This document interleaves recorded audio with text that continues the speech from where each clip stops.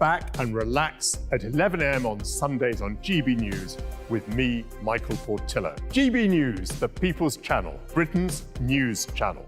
Join me, Patrick Christie's, Monday to Friday, 3 till 6. We tackle the day's news agenda like you've never seen before. It's high tempo, high octane, the most controversial topics and the best guests. You will not be able to take your eyes and ears off it. I'm not afraid to ask the questions that you really want answered. 3 till 6 p.m, Monday to Friday on GB News, the People's Channel, Britain's news channel.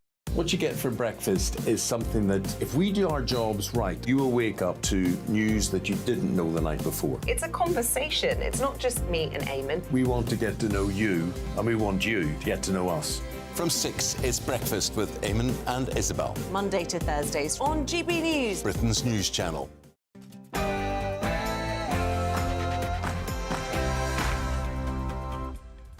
Good morning, it's 9:30 on Thursday, the 28th of September. This is Britain's Newsroom on GB News with me, Andrew Pearce, and Emily Carver. It is lawless Britain. The community in South London are grieving the loss of a 15-year-old girl who was stabbed to death in her school uniform. A 17-year-old boy has been arrested. This is every parent's worst nightmare. And I know the officers who responded this morning, along with our emergency service colleagues, are devastated at the victim's death. That was the local police chief, Superintendent Andy Britton. And Government Minister Richard Holden has told GB News Breakfast that they are not ruling out a massive ramping up of stop and search powers to tackle knife crime. I'm certainly not against that. There are powers there, and local police forces can use them when necessary, when there are issues on the ground. We need to get these knives off the street. In a GB News exclusive, the Mayor of Manchester, Andy Burnham, has told us how he wants to clean up Greater Manchester's air without a ULEZ-style charging zone. Finally, the people of Greater Manchester are now the bosses of the buses. It's the other way around. Good for him. War on motorists. Wales' new 20-mile-an-hour speed limit is causing ructions, and buses are running late, and it's forced one major operator to change its timetable. We're in North Wales to get the latest. Already, after just being enforced for 11 days here in Wales, there's a huge petition of over 400,000 people calling for this 20-mile-an-hour limit to be scrapped. I'll have the latest.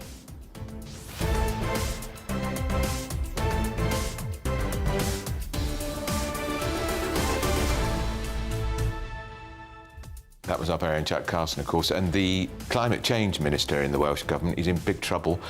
Petition, I think, 450,000 people saying he should be sacked.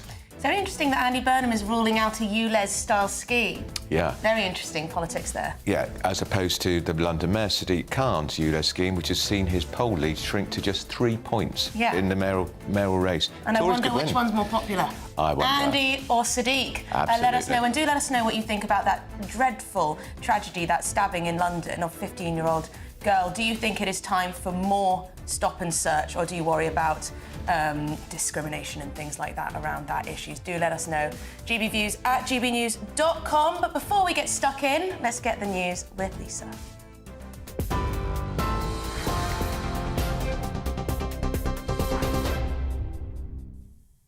Good morning, it's 9:34. I'm Lisa Hartle in the GB Newsroom.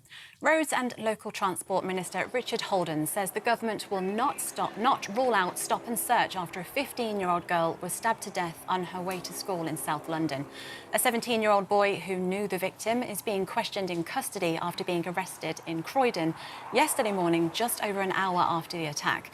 Tributes have been paid, with the members of the public leaving flowers and cards near the scene. The girl's school described her as a valued friend and pupil. The Labour leader has denied launching an attack on private schools with his plans to impose VAT payments on fees if he wins an election. Sir Keir Starmer says he's comfortable with the institutions he wants to ensure state schools are of equal quality. He also encourages private schools not to raise fees due to the additional costs imposed by the policy. IT experts are calling on the Prime Minister to prioritise AI ethics during a safety summit next month. A survey by BCS, the Chartered Institute for IT, found that 88% of tech experts want the UK to lead in setting global ethical standards for AI. The government says it's actively working with partners to develop ethical standards. New laws in Northern Ireland have been implemented, preventing the public from attending trials for serious sexual offences. The law extends the anonymity for victims until 25 years after their death and provides anonymity for suspects until they are charged.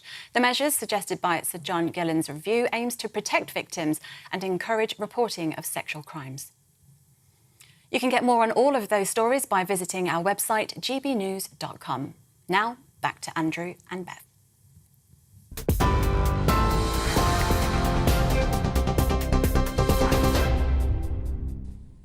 Well, a huge story, isn't it? And a terrible story. As Sarah Vine wrote in the Daily Mail today, every parent's nightmare. You wave off your child to school, she gets on the school bus, stabbed to death. 15 Absolutely. in a school uniform. 15 is across all of the papers, as you can imagine. Every single paper, I think, is highlighting this horrendous... It's got to the stage where there is a shock factor when it comes to these things. But people are getting used to knife crime being normal, and knife crime getting younger and younger, the victims and the perpetrators. It really is quite shocking. Machete blade, and a 17-year-old has been arrested. Obviously, we can't get into the detail here, but this is happening not just in London, it's happening in our inner cities across the country. It's happening across the country, and there are a lot of questions, aren't there, really? How can we stop this? Who is to blame? Is it the perpetrators? Is there an issue of parental responsibility? Is there something going wrong in our culture, social media? Why are these kids being able to get their hands on these machetes? We're going to find out more about that later from our Investigates reporter, Charlie Peters. But it does seem as though we're at a crisis point, and I've been looking at the numbers. It's very interesting. Stop and search is massively down from its peak in sort of 2009, 2010. And whenever people say we need more stop and search, there's always quite a backlash because, of course, black men are more likely to be stopped.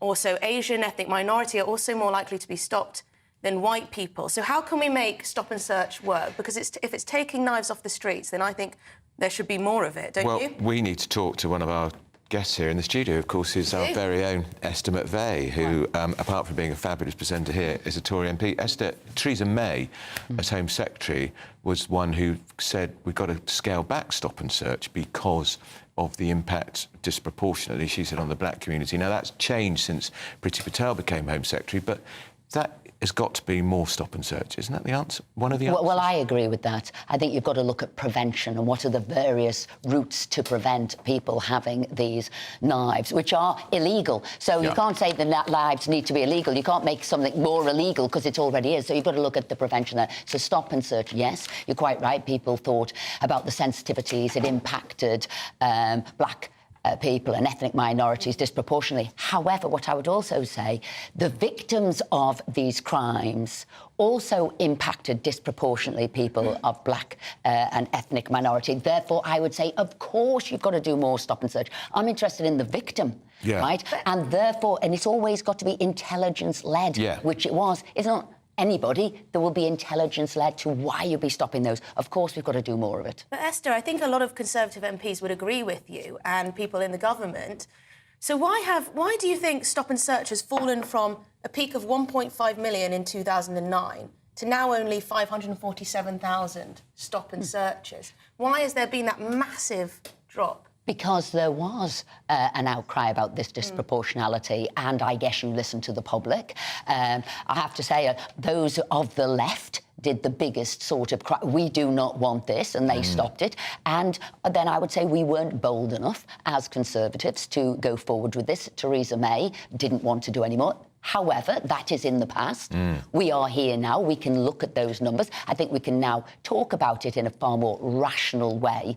Yes, there's a disproportionality, but like I said, both ways. Stopped and search, but also the victims. And we want to stop this. Before we bring in Norman Bacon, I just want to ask you about machetes, because Rishi Sunak at the end of August said we are going to stop these machetes. They're going to be banned from sale. We're going to be showing a little later in the programme how easy it is to buy one, Esther.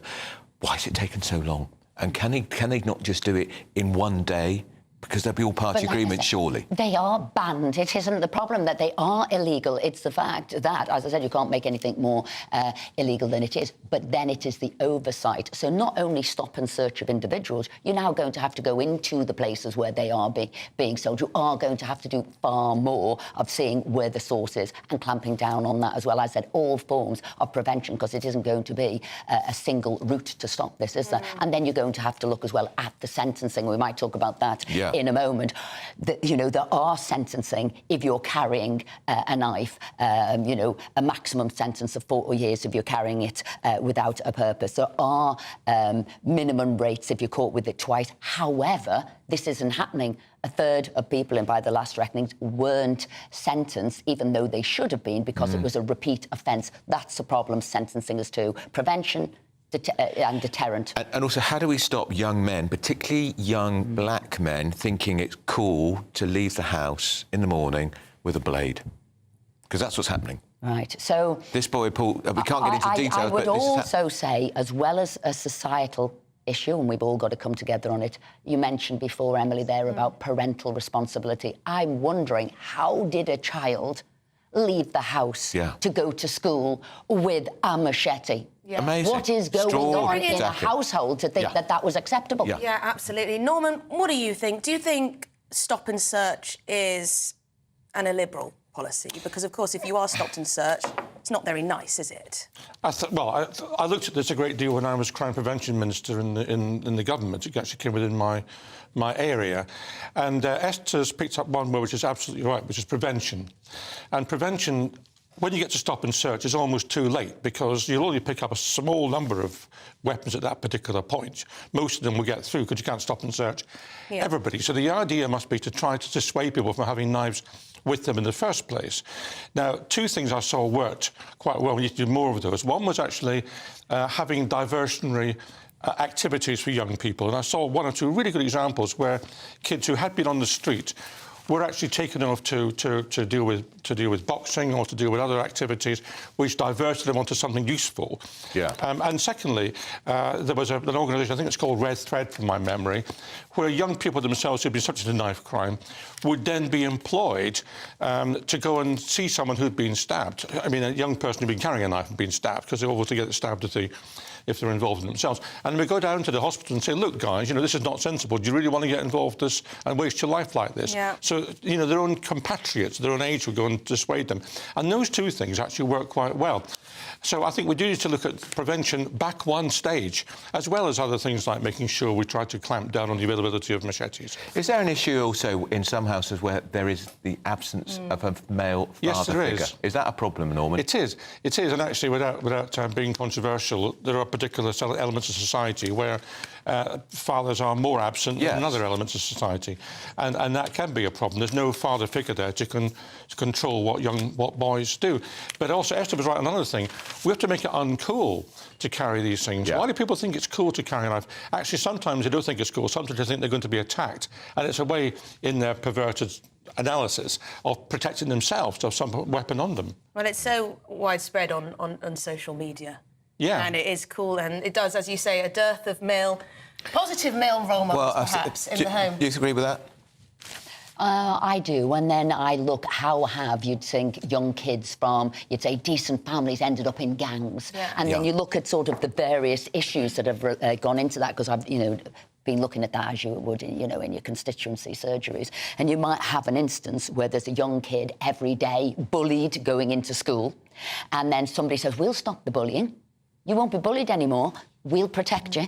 The next time they get bullied, they're protected, and before they know it, they're caught up in some sort of gang culture. So there are lots of reasons that people can be drawn in. It's not cool to carry a knife or anything like that. I don't even want to use those words. It is certainly not. It is a cowardly, underhand, criminal practice to do that, and that's how they should be labelled, not anything other than that. There needs to be lots of cool people out there saying that. I don't think I come under that label, but thank you very much. I think you're very cool in my life. And Norman's very cool, especially in that jacket.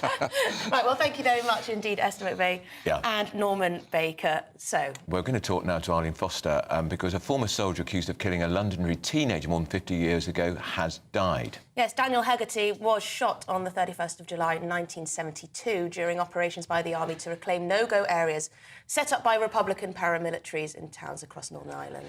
Hegarty's family have accused the Public Prosecution Service of dragging out the legal cases, but who they said never really wanted to prosecute the former soldier. Northern Ireland's Social Democratic and Labour Party leader, Colm Eastwood, said there had been institutional failings in the case and that it showed the UK government's strategy for dealing with legacy issues would not work. Well, Arlene Foster, of course, is one of us here on GB News and the former First Minister of Northern Ireland. Arlene, this is very sad, isn't it? This gentleman died.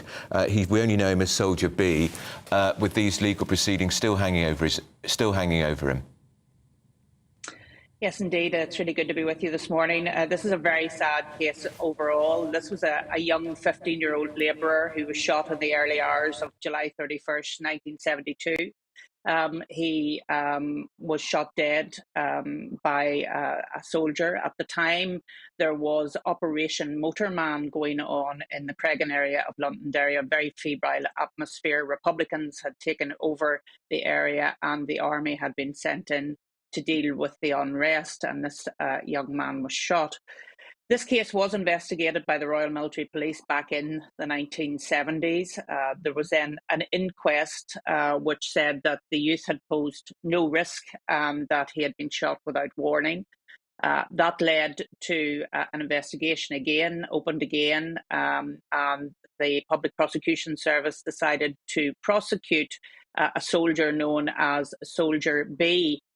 They then decided not to go ahead with that prosecution in 2021 after another failed prosecution of two other soldiers. It's quite complicated, as you can hear, Andrew and Emily, but in August of this year, that decision not to go ahead with the prosecution was quashed by the Court of Appeal. So this old soldier has died with this prosecution hanging over him. Well, you've been speaking to the victim of sexual abuse by an IRA man about the legacy, haven't you? Yeah, I've been speaking to Maria Cahill, who has just published a book on her experience at the hands of the IRA. She was abused by an IRA man when she was just 16. And then the IRA decided that they would investigate this themselves. And she talks about that. But she talks about wider legacy issues as well, including the new legacy legislation, which has just gone through the House of Commons. And I think we'll see a little clip of that now.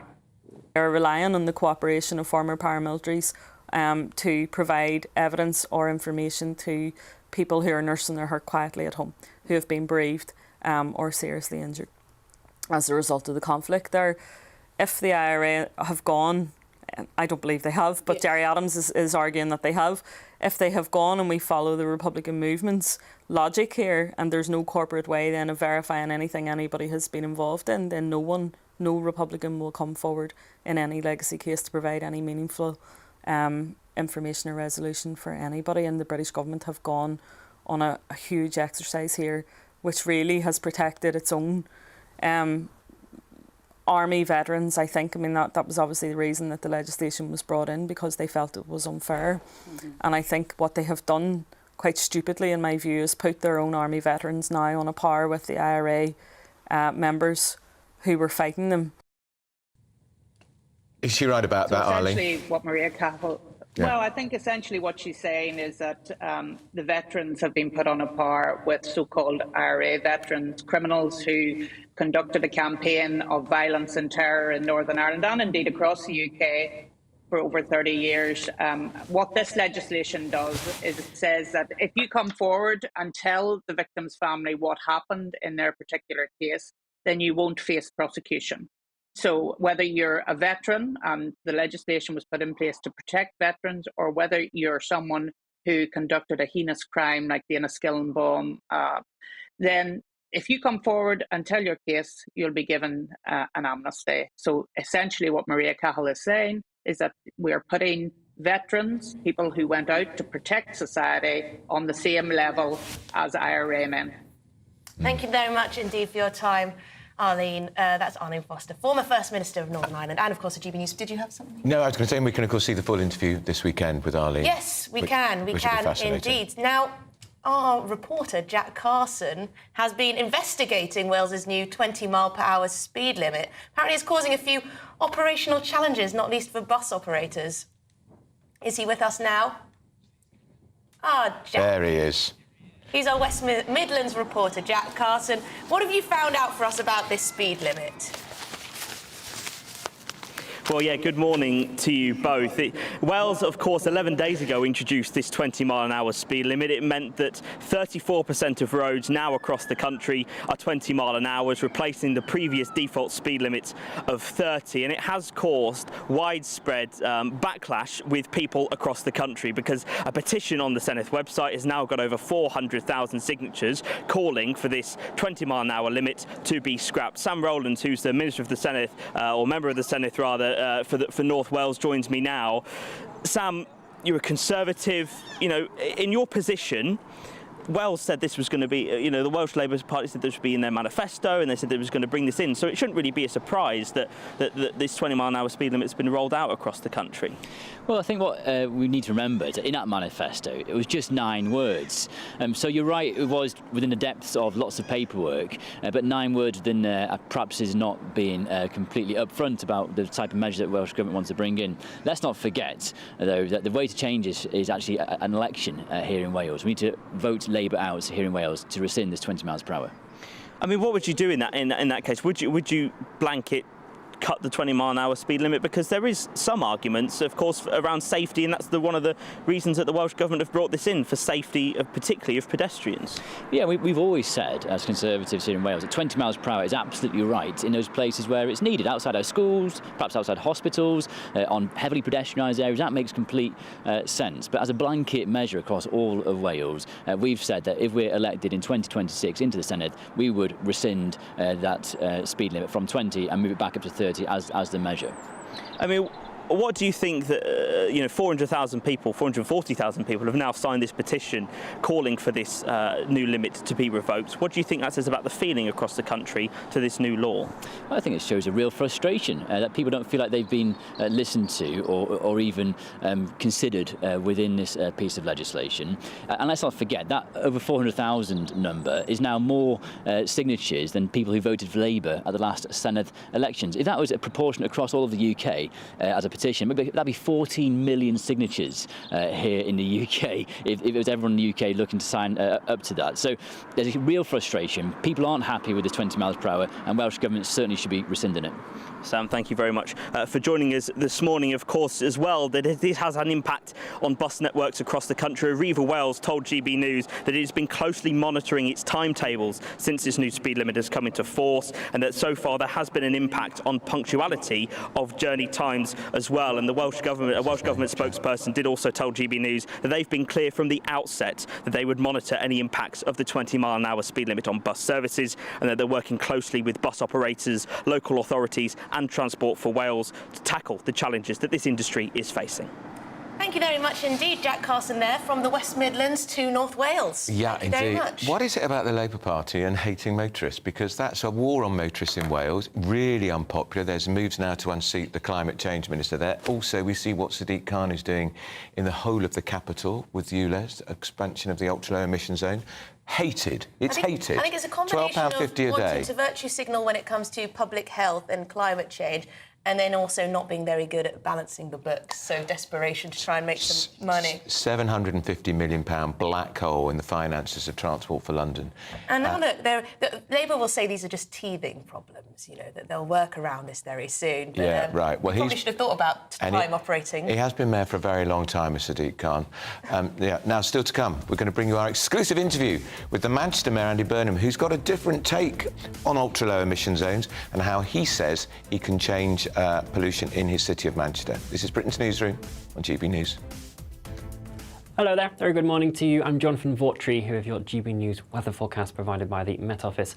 After providing some of us with quite a windy day yesterday, Storm Agnes is now clearing its way off towards the north, but those isobars are still quite tightly spaced together, so it's still going to be a fairly breezy, blustery day for the majority of us. The rain across the far north slowly easing off, and for a good chunk of us there will be some dry intervals to be had. A fair amount of cloud around though, so any sunshine probably on the hazier side. Temperatures perhaps down a touch compared to yesterday, generally around 17 to 19 degrees Celsius, but that's pretty much where we should be for this time in the year. As we head into the late afternoon and evening, we'll start to see this area of rain push its way in from the west. Some heavy pulses for parts of Northern Ireland, Western Scotland, maybe even to Wales and western areas of England as well, all gradually shifting its way eastwards throughout the night. Behind that, we do see some clearer intervals developing, still with some showers persisting across the far northwest. Where those clearer intervals do occur, temperatures will just drop that down slightly, a bit more, 10-11 degrees Celsius, but a milder start across the southeast as this rain gradually clears its way off. But for much of England and Wales, there will be some sunshine to be had throughout the day and relatively pleasant. Some showers, though, persisting for Northern Ireland, Scotland, might fringe down into the northwest of England as well. Temperatures here still 16-17 degrees Celsius, but in the more sunshine across southern areas of England, temperatures back up to 21 degrees Celsius. High pressure holds on into Saturday, but there is further areas of rain as we head into Sunday. Bye-bye. There's the weather. Now, still coming up, we've got an exclusive interview with the Mayor of Greater Manchester, Andy Burnham. He's launching his new London-style transport system, but we're also going to find out what he thinks about ULEZ and why he won't be implementing one in Manchester. Sadiq Khan, please take note. But he won't, of course.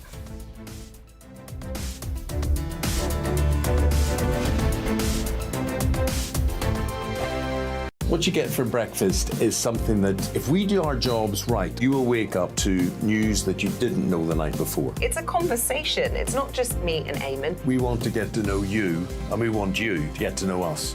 From 6, it's Breakfast with Eamon and Isabel. Monday to Thursdays on GB News, Britain's news channel.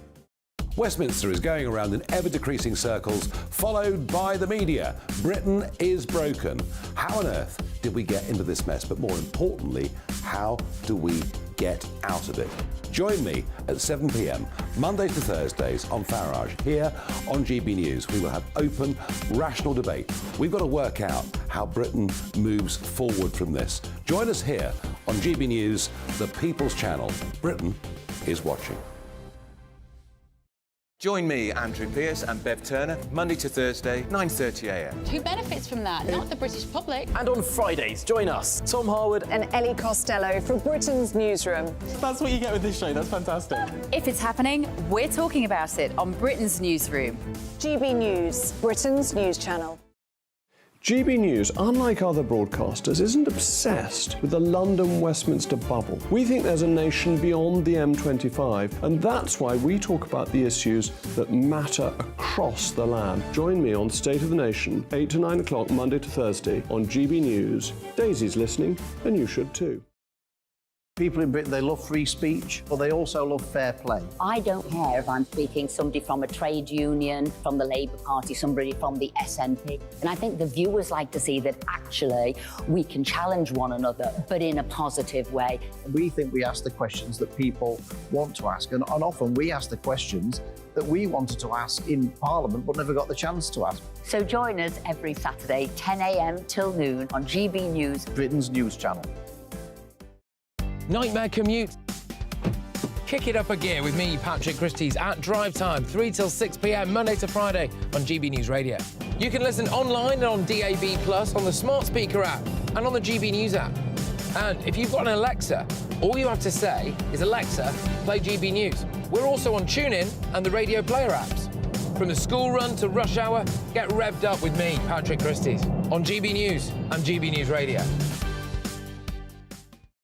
The Jubes and Co, we tackle the issues of the day with real, robust debate, both sides of the fence, battling it out with me in the middle with my forthright opinions and views. And often really interesting things happen because you start with a position and then by the end of the debate you find actually, well, I might not have thought about that one. What we need in this country is 2 new political parties. You should maybe think about doing a 2024 calendar.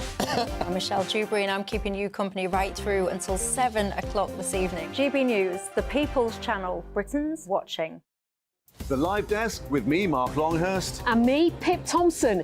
It's here Monday to Friday on GB News. From midday, we'll bring you the news as it breaks, whenever it's happening and wherever it's happening, from across the UK and around the world. Refreshing, feisty, but with a bit of fun too. If it matters to you, we'll have it covered on TV, radio and online. Join the live desk on GB News, the People's Channel, Britain's news channel.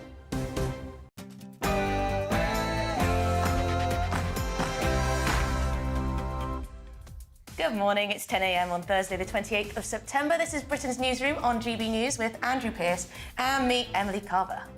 Lawless Britain, community in South London grieving the loss of a 15-year-old girl stabbed to death in her school uniform. 17-year-old boy has been arrested. Speaking yesterday, Chief Superintendent Andy Britton delivered a message we seem to be hearing more and more frequently. This is every parent's worst nightmare, and I know the officers who responded this morning, along with our emergency service colleagues, are devastated at the victim's death. Government Minister Richard Holden told GB News Breakfast they're not ruling out a return to widespread stop and search powers to try to get to grips with knife crime. I'm certainly not against that. There are powers there, and local police forces can use them when necessary, when there are issues on the ground. We need to get these knives off the street. In a GB News exclusive, the Mayor of Manchester, Andy Burnham, tells us how he wants to clean up Greater Manchester's air, but without a ULEZ-style charging zone. Finally, the people of Greater Manchester are now the bosses of the buses. It's the other way around. Good on him. Republican rumble. The second Republican primary debate took place last night, but do any of them look like a real challenger to the absent former president? You know which one I'm talking about.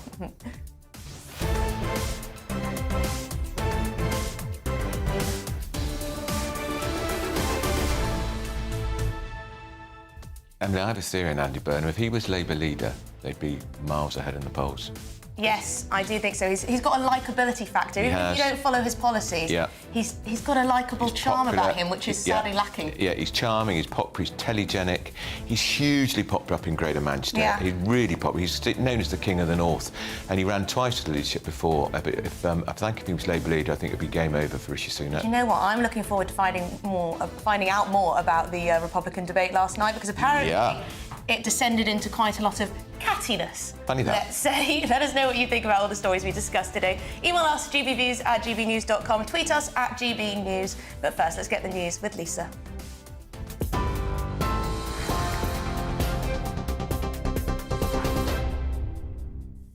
Good morning. It's just after 10 o'clock. I'm Lisa Hartle in the GB Newsroom. Roads and Local Transport Minister Richard Holden says the government will not rule out stop and search after a 15-year-old girl was stabbed to death on her way to school in London. A 17-year-old boy who knew the victim remains in custody after being arrested in Croydon yesterday morning. Tributes have been paid, with members of the public leaving flowers near the scene. The girl's school described her as a valued friend and pupil. Mr Holden told GB News what's being done to tackle knife crime. New legislation has been brought in, sentences are being strengthened, which is vitally important as well. But overall, I think this is about us as a society really ensuring that we get across to people that there is no place for possession of a knife, and that yes, the government will act with tougher sentencing. You know, we've got extra police, 20,000 plus now extra since when I was elected in 2019 out on the streets. Meanwhile, former Met Police Detective Peter Blexley says police need to be more robust in tackling knife crime. Knife crime is at epidemic proportions. There are, so far this year, up until August, so in the 12 months up until August, there have been 211 knife crime incidents with injury in Croydon alone. And that only makes it the 10th most prevalent borough in London. So there's 9 boroughs worse than Croydon. There are too many knives, there are too many stabbings, there are too many deaths. The new Defence Secretary has visited the Ukrainian capital, Kyiv, for the first time since taking up the post. Grant Shapps discussed how to bolster Ukraine's air defences during talks with Ukraine's President Volodymyr Zelensky. President Zelensky thanked Mr Shapps for the UK's help. Mr Shapps replaced Ben Wallace as Defence Secretary last month and vowed to keep up Britain's support for Ukraine. The Labour leader has denied launching an attack on private schools with his plans to impose VAT payments on fees if he wins an election. Sir Keir Starmer says he's comfortable with the institutions but wants to ensure state schools are of equal quality.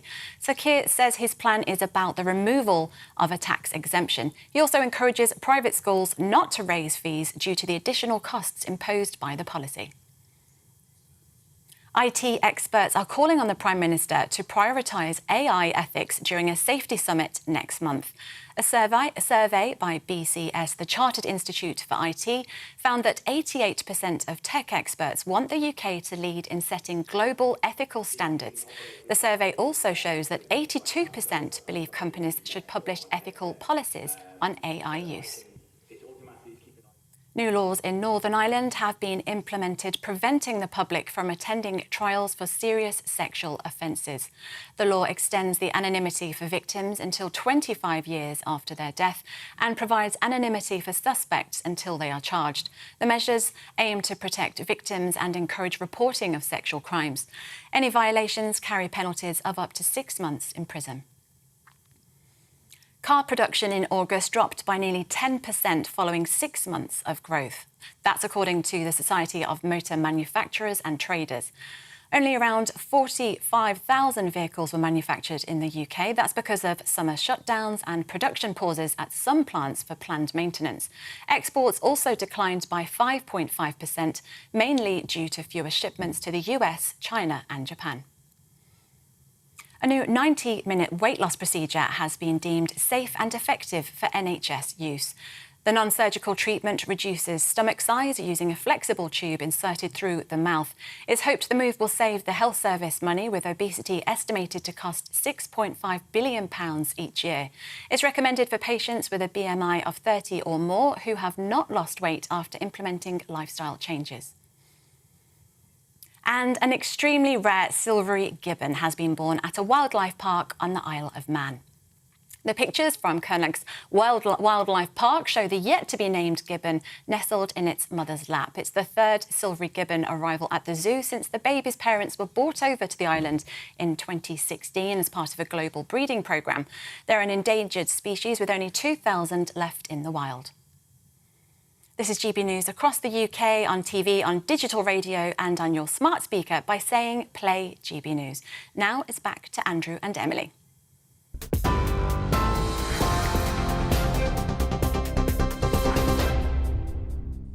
Now I'm looking forward to this, our exclusive interview with the Mayor of Greater Andy Burnham, who's been talking to our political editor Chris Hope. And he does not want a ULEZ-style charging zone in his city, which of course has been inflicted on the whole of London. Yes, he wants the government to look at some different schemes, and he's also got a London-style transport system going ahead. Lots going on in Manchester. Let's hear.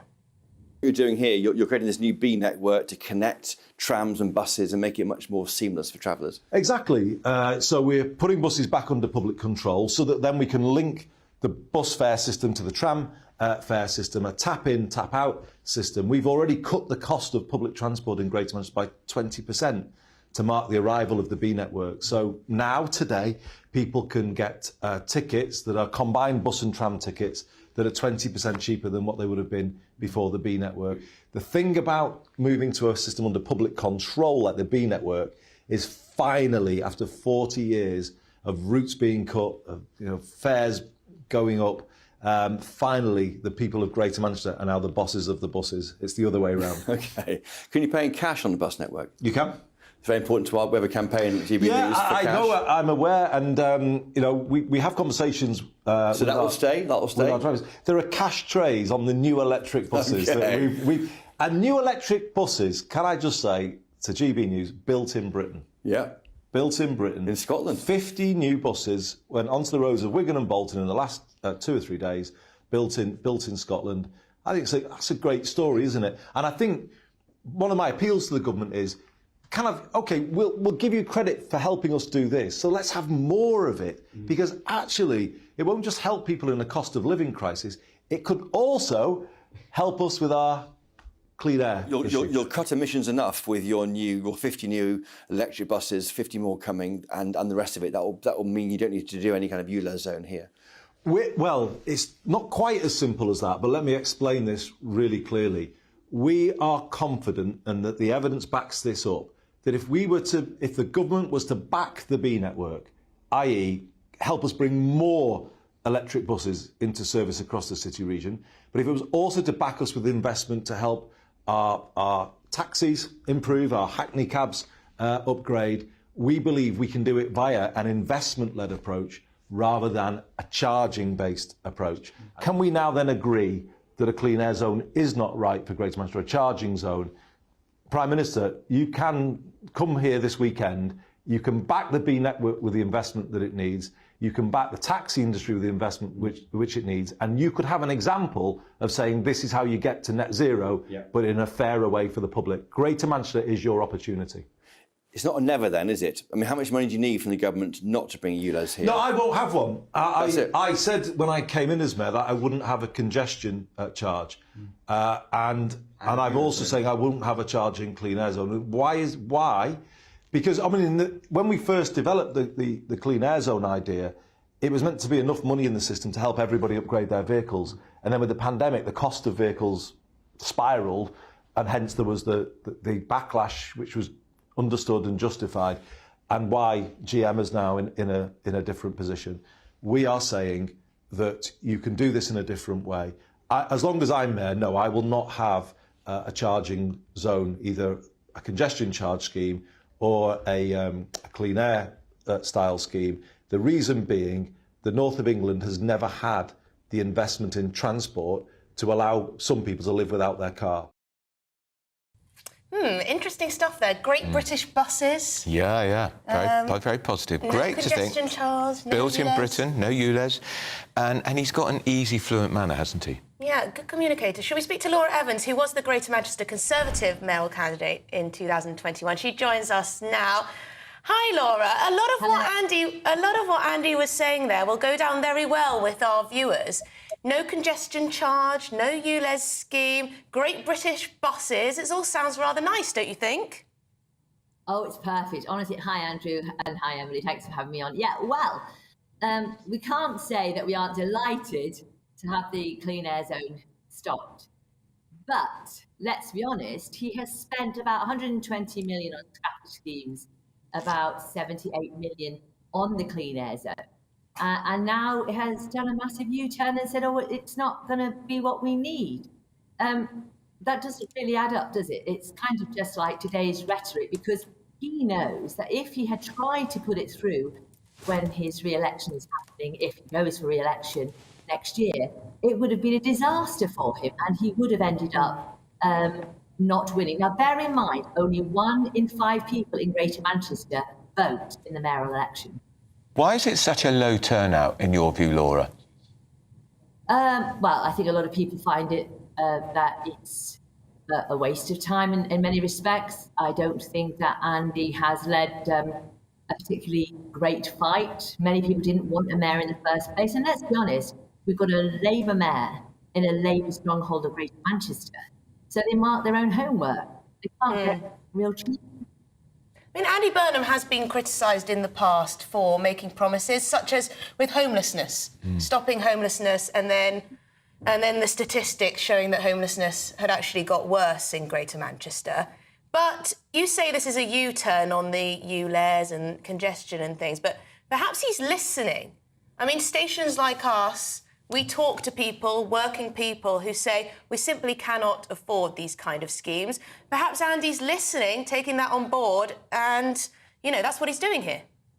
No, he's listening to his vote, isn't he? Be honest, come on. You know, he knows that he's going to end up like Uxbridge. He's going to lose if he pushes it. The Rethink group that really worked so hard, and I worked a long time to get this stopped, did an enormous amount of work. Sure, it didn't go ahead. 493 square mile charges. Now ask yourself, what's going to happen to all the cameras that are left all over Greater Manchester? They have cost millions. He has wasted millions. What about HS2, Laura? That's been a big political hot potato. It seems extraordinary to me that this idea that the Tories are going to ditch the link from London to Manchester is being floated in the very week the Conservatives are about to arrive in your fine city for their party conference. But he says it's got to happen, it's got to go ahead. What's your position on it, Laura? Oh, I can agree with him on that. I mean, to be honest with you, I fought tooth and nail to stop the clean air zone, as did many of the Conservatives in Greater Manchester, and we've won that, so that's great. The next thing we need to make sure is that we have great travel across all of our areas. So it's got to be not just north and south, east and west. We've got to be able to get to Leeds, Sheffield, Liverpool, Manchester, thriving hubs. And I think people sometimes say, oh, it's all about getting somewhere faster. But actually, we need to free up for freight. So there is a direction of travel I would like to see. We do get HS2 over the line. I do want to have all the, whether you call it Northern Powerhouse Rail or whether you just go from east to west, it's irrelevant. The point is we need that. And I don't know that, is it convenient that this is being peddled just before the party conference? So we have all these big words, but I haven't heard Rishi say he's going to pull out of it yet. So I haven't got an answer to that one. I'm still puzzled, actually, about, if you go back to the beginning of HS2, why they started it from London to Birmingham, why it didn't start in the north, going down the opposite direction, because this is all about levelling up, and it seems the only bit that's going to be levelled up is the bit between London and Birmingham, if the Manchester link is dropped. Yeah, I agree with you. Why not do both? I'm a big vision person. Let's have some vision. Let's be bold. And we do need to have car drivers, especially in rural areas. So we need to not be able to clamp people down what they're doing in Wales, 20 miles an hour everywhere. That's insane. We need to have realistic opportunities to make sure that we do deliver on cleaning up our areas and making them better, but in a way that doesn't cripple people. And why we didn't go and meet in the middle, perhaps they thought they could marry them up. Interesting stuff. Thank you very much, Laura. Thank you for speaking to us. You were the Greater Manchester Conservative mayoral candidate back in 2021. I do think there is a bit of spin from Andy Burnham on this clean air zone. He's a politician. He's a politician. But I think someone's written in saying, why are there these clean air zone signs going up all around Greater Manchester? And as Laura said, there are cameras everywhere too, which have cost money. A lot of money, which she said over 120 million. But I think he's seen, he's put his toe in the water. He's seen what's happened in London, because there's a massive backlash in London against the expansion of the ultra-low emission zone, which, if you remember Stephen Pound, the former Labour MP, yes, he tried to say was Boris Johnson's policy. It is not. Boris Johnson absolutely opposed the expansion. £12.50 a day for older polluting cars. It's affecting hundreds of thousands of people. And I've talked to all sorts of people, Emily, whose businesses are being closed down because they can't afford 3 new vans at £30,000 a time, electric vans. It's an outrage. Also, just people who want to visit relatives. Yeah. Maybe very elderly relatives too, and they're just going to see them less. Yeah, and maybe if you're a carer working in London, and they're not going to pay, you still have to pay your £12.50 a day, and it's a tax on white van, man, stroke woman. Yeah, I think Starmer and Rayner should have put a bit more pressure on Sadiq Khan in London to actually scrap this, because they said, it needs to be reviewed, perhaps changed a bit, but they didn't put their foot down, did they? But actually, let's be brutal about this. Keir Starmer thought this was a fine policy until the Uxbridge by-election, where the Tories turned it into a referendum on ULEZ, and they held the seat against the odds. And then suddenly he decided, actually, I'm not so sure it is such a good idea at all, because it might impact on my vote. Because Keir Starmer, as we know, doesn't really believe in anything apart from winning. Well, on that note, we're going to be talking about another Labour flip-flop, U-turn, whatever you want to call it. This one relating to private schools. But still to come, the second Republican primary debate was a heated one last night. Does it really matter with Trump so ahead in the polls? We're GB News, Britain's news channel.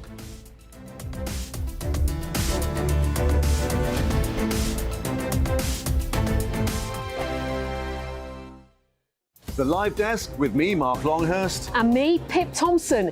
It's here Monday to Friday on GB News. From midday, we'll bring you the news as it breaks, whenever it's happening and wherever it's happening, from across the UK and around the world. Refreshing, feisty, but with a bit of fun too. If it matters to you, we'll have it covered on TV, radio and online. Join the live desk on GB News, the People's Channel, Britain's news channel. Join us every night on GB News at 11 p.m. for Headliners, which is 3 top comedians going through the next day's news stories, which is exactly what you need, because when the establishment has gone crazy, you need some craziness to make sense of it. Headliners. You don't have to bother reading the newspaper. We've got it covered for you. Every night at 11 p.m. and repeated every morning at 5 a.m. We won't send you to sleep like some of the other paper review shows out there. So join us 11 p.m. every night on GB News, the People's Channel, Britain's news channel.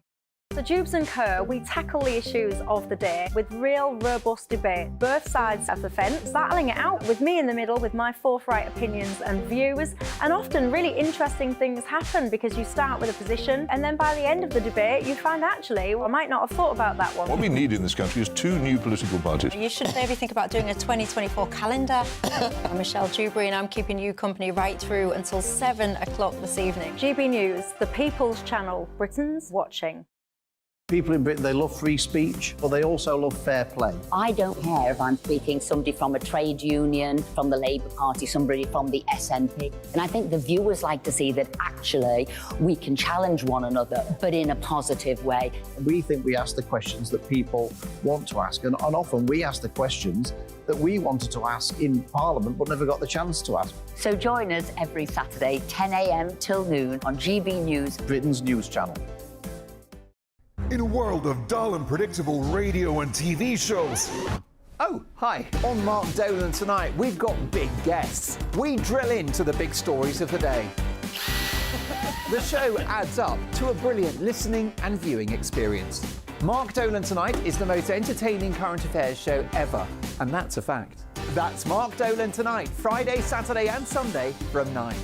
Only on GB News, Britain's news channel. Every Sunday from 11, join Michael Portillo. There will be topical discussion, looking at the week before and the week to come. So kick back and relax at 11 a.m. on Sundays on GB News with me, Michael Portillo. GB News, the People's Channel, Britain's news channel. Join me, Patrick Christie's Monday to Friday, 3 till 6. We tackle the day's news agenda like you've never seen before. It's high tempo, high octane, the most controversial topics and the best guests. You will not be able to take your eyes and ears off it. I'm not afraid to ask the questions that you really want answered. 3 till 6 p.m. Monday to Friday on GB News, the People's Channel, Britain's news channel. What you get for breakfast is something that, if we do our jobs right, you will wake up to news that you didn't know the night before. It's a conversation. It's not just me and Eamon. We want to get to know you, and we want you to get to know us. From 6, it's Breakfast with Eamon and Isabel. Monday to Thursdays on GB News, Britain's news channel.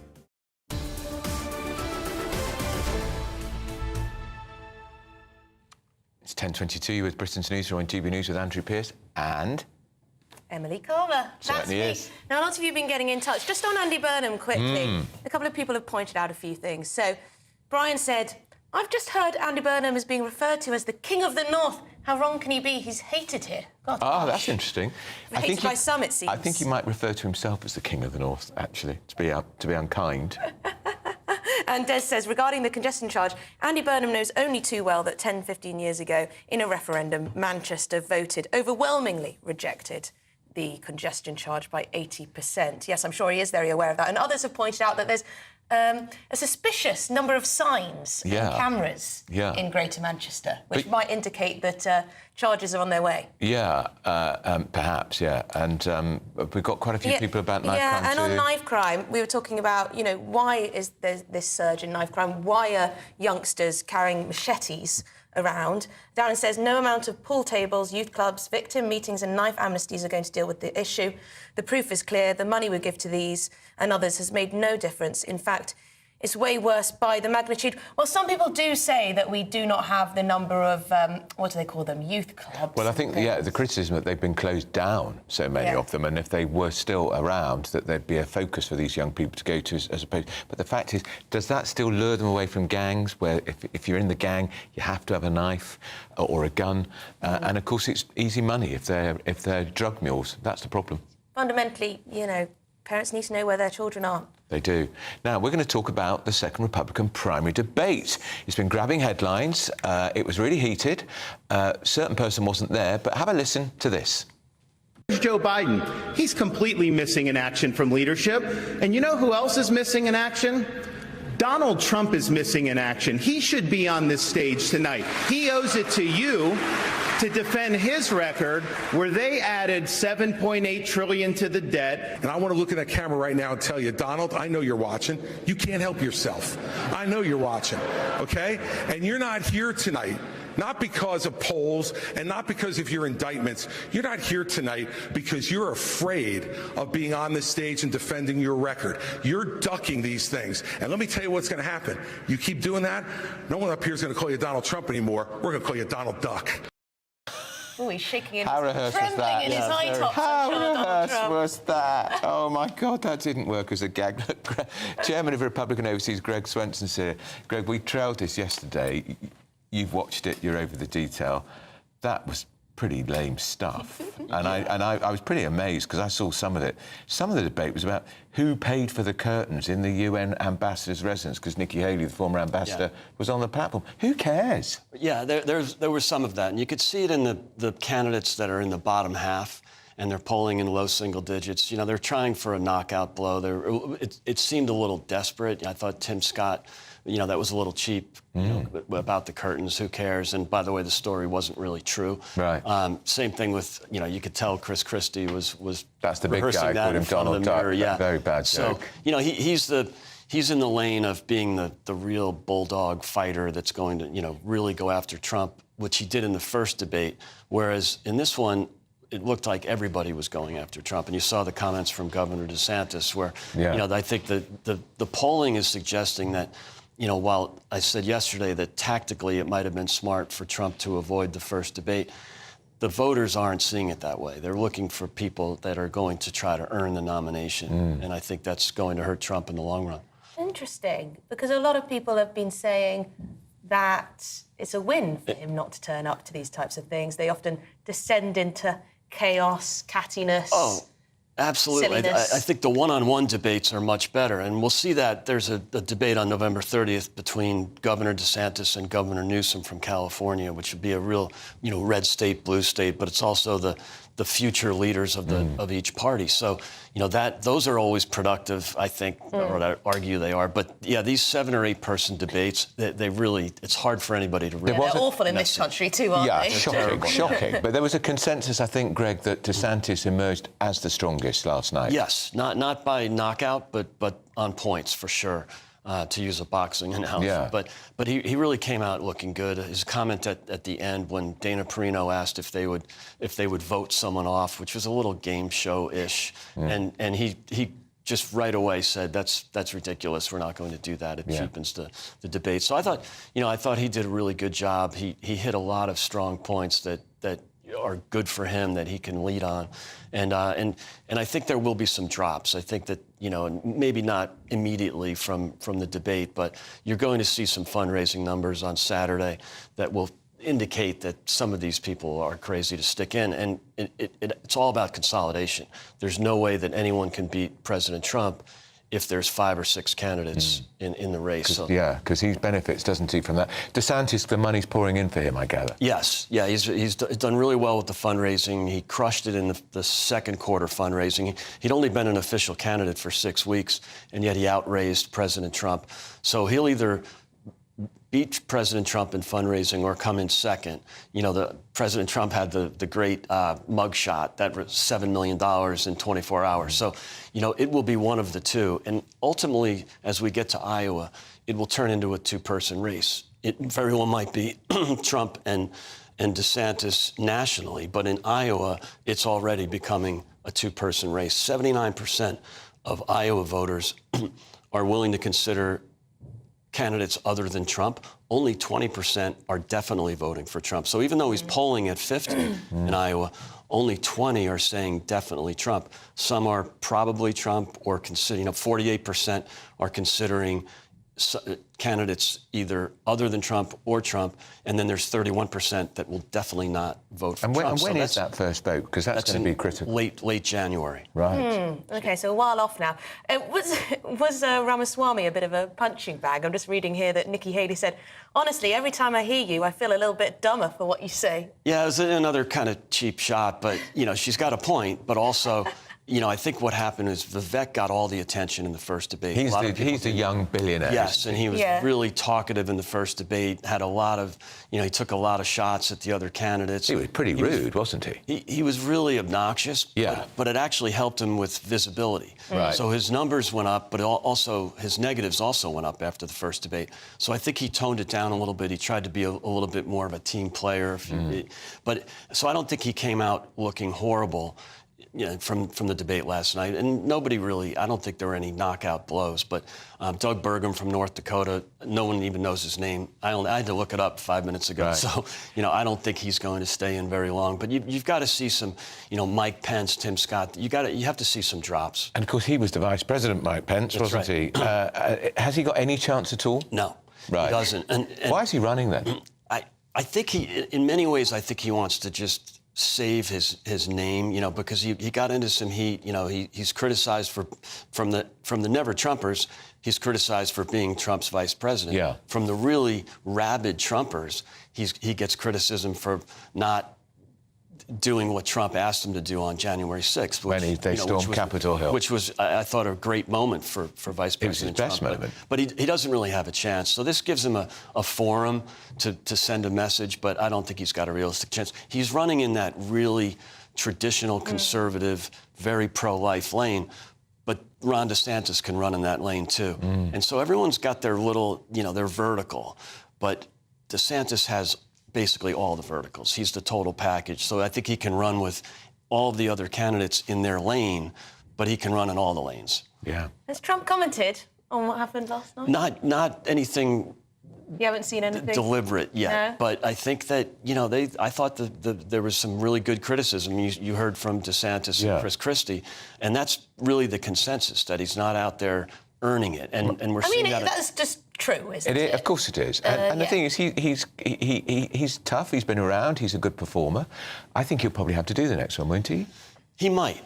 I think that there's a chance, and he has to look at the polling too. And what's happened in Iowa is he's treated himself or considers himself the faraway favorite. But they're starting to panic in Iowa, and you're seeing he's hiring people in Iowa. He's really trying to play catch up there.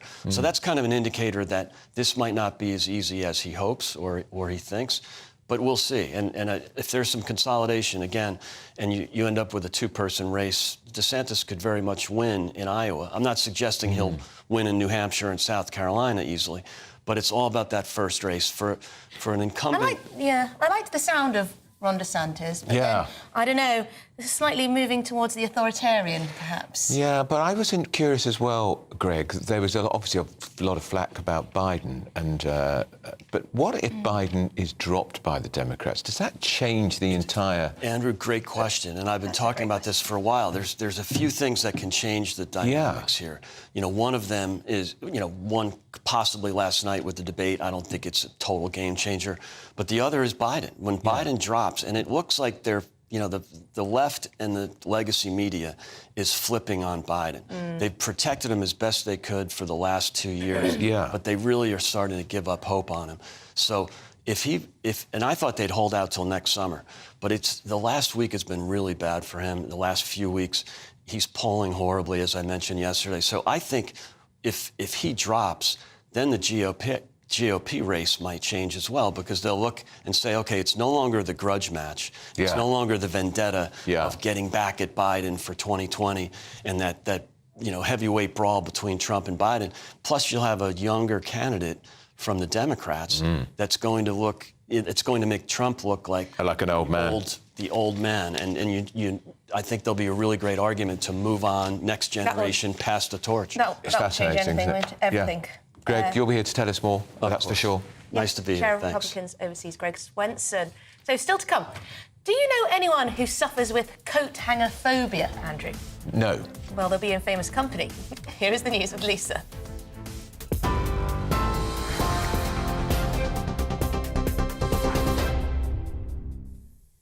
10:33. I'm Lisa Hartle in the GB Newsroom. Roads and Local Transport Minister Richard Holden says the government will not rule out stop and search after a 15-year-old girl was stabbed to death on her way to school in London. A 17-year-old boy who knew the victim remains in custody after being arrested in Croydon yesterday morning. Tributes have been paid, with members of the public leaving flowers near the scene. The girl's school described her as a valued friend and pupil. The new Defence Secretary has visited the Ukrainian capital Kyiv for the first time since taking up the post. Grant Shapps discussed how to bolster Ukraine's air defences during talks with Ukraine's President Volodymyr Zelensky. The President thanked Mr Shapps for the UK's help, and Mr Shapps replaced Ben Wallace as Defence Secretary last month and vowed to keep up Britain's support for Ukraine. The Labour leader has denied launching an attack on private schools, with his plans to impose VAT payments on fees if he wins an election. Sir Keir Starmer says he's comfortable with the institutions but wants to ensure state schools are of equal quality.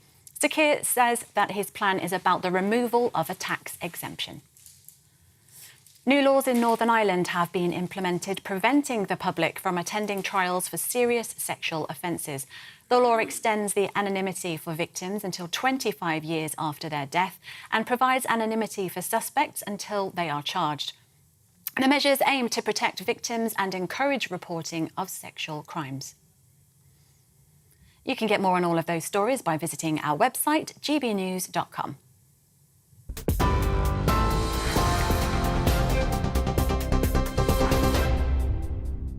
Direct Bullion sponsors the Finance Report on GB News for gold and silver investment.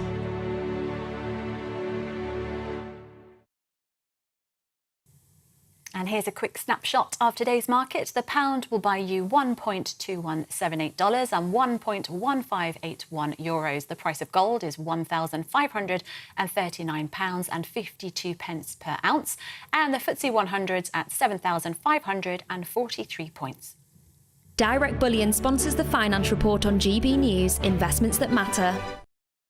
Still to come is Suella's asylum proposal anti-gay. That's what she's been accused of. I don't think so. This is Britain's Newsroom. You should know. You should know. Yeah, well, better than doesn't most. offend me. This is Britain's Newsroom on GB News. Stay tuned. What you get for breakfast is something that, if we do our jobs right, you will wake up to news that you didn't know the night before. It's a conversation. It's not just me and Eamon. We want to get to know you, and we want you to get to know us. From 6, it's Breakfast with Eamon and Isabel. Monday to Thursdays on GB News, Britain's news channel. Westminster is going around and ever into this mess, but more importantly, how do we get out of it? Join me at 7 p.m, Monday to Thursdays on Farage, here on GB News. We will have open, rational debate. We've got to work out how Britain moves forward from this. Join us here on GB News, the People's Channel. Britain is watching. Join me, Andrew Pearce and Bev Turner, Monday to Thursday, 9:30 a.m. Who benefits from that? Not the British public. And on Fridays, join us, Tom Harwood and Ellie Costello from Britain's Newsroom. That's what you get with this show. That's fantastic. If it's happening, we're talking about it on Britain's Newsroom. GB News, Britain's news channel. GB News, unlike other broadcasters, isn't obsessed with the London-Westminster bubble. We think there's a nation beyond the M25, and that's why we talk about the issues that matter across the land. Join me on State of the Nation, 8 to 9 o'clock, Monday to Thursday, on GB News. Daisy's listening, and you should too. People in Britain, they love free speech, but they also love fair play. I don't care if I'm speaking somebody from a trade union, from the Labour Party, somebody from the SNP. And I think the viewers like to see that actually we can challenge one another, but in a positive way. We think we ask the questions that people want to ask, and often we ask the questions that we wanted to ask in Parliament but never got the chance to ask. So join us every Saturday, 10 a.m. till noon on GB News, Britain's news channel. Nightmare commute. Kick it up a gear with me, Patrick Christie's at Drive Time, 3 till 6 p.m, Monday to Friday on GB News Radio. You can listen online and on DAB+, on the smart speaker app and on the GB News app. And if you've got an Alexa, all you have to say is, Alexa, play GB News. We're also on TuneIn and the Radio Player apps.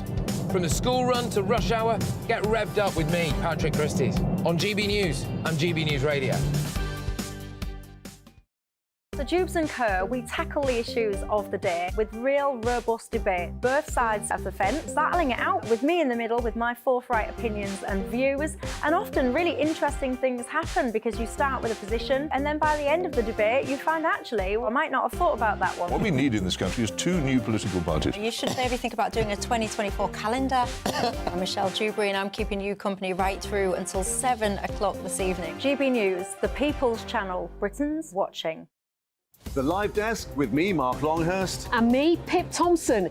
It's here Monday to Friday on GB News. From midday, we'll bring you the news as it breaks, whenever it's happening and wherever it's happening, from across the UK and around the world. Refreshing, feisty, but with a bit of fun too. If it matters to you, we'll have it covered on TV, radio and online. Join the Live Desk on GB News, the People's Channel, Britain's news channel.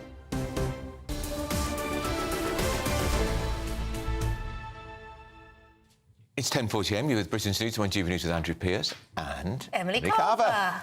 Who are we joined by? Joined by the person making all the noise on my Skin right. of the teeth here. I mean, I've been here 2 minutes thanks to a cab malfunction. Right. You've given me a chair, I'm nearly fallen off. Are you going to stop moaning? I'm going to catapult off this chair. We're so grateful that you have arrived In case you there on didn't time realise, and are this here. is Cara Malone, complete with suntan. Have you been away, dear? Yes, darling, I've been to Greece. I've had a fabulous time. Look, Very glad to hear it. And, of course, Sam Lister, who's looking fragrant as usual. Oh, thank you. Yes, thank you so much for coming in. Yeah. And on time. Sam is like elegance to my chaos, isn't she? Yeah. That's very kind of you to say. And intelligence to my... All of that. There's a lot of elegance on this panel. Should we move to you know, what we're here to do? Yeah. Well, if you The want. News. Yeah. In the Mail, Suella Braverman claims her stance is not anti-gay. Carol. Yes.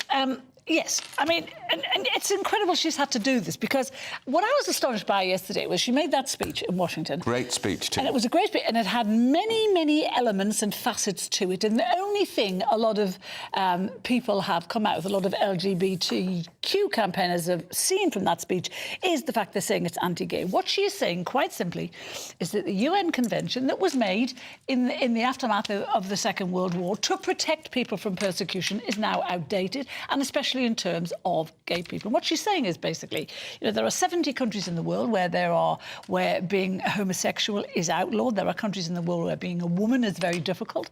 And what she's saying is basically we can't take every gay person and every woman from those countries.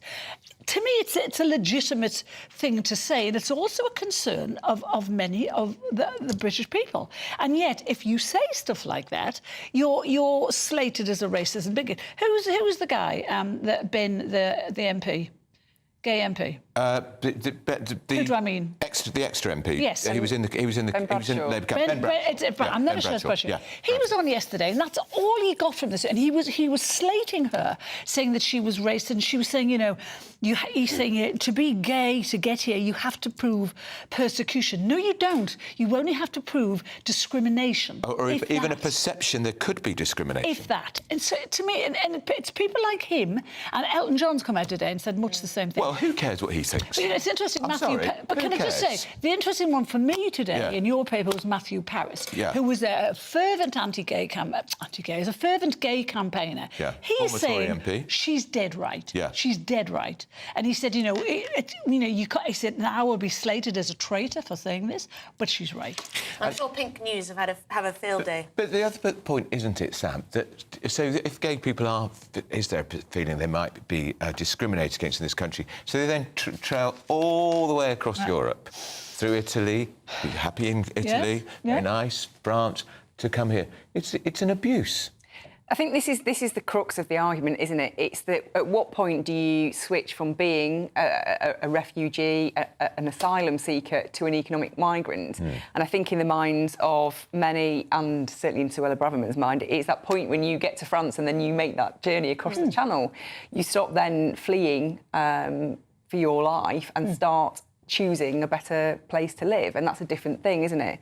I think what's interesting there as well, it's interesting how there's been a big backlash from Ian McKellen and Elton John, nobody seems to mention the fact that she's also talking about women. That's quite right.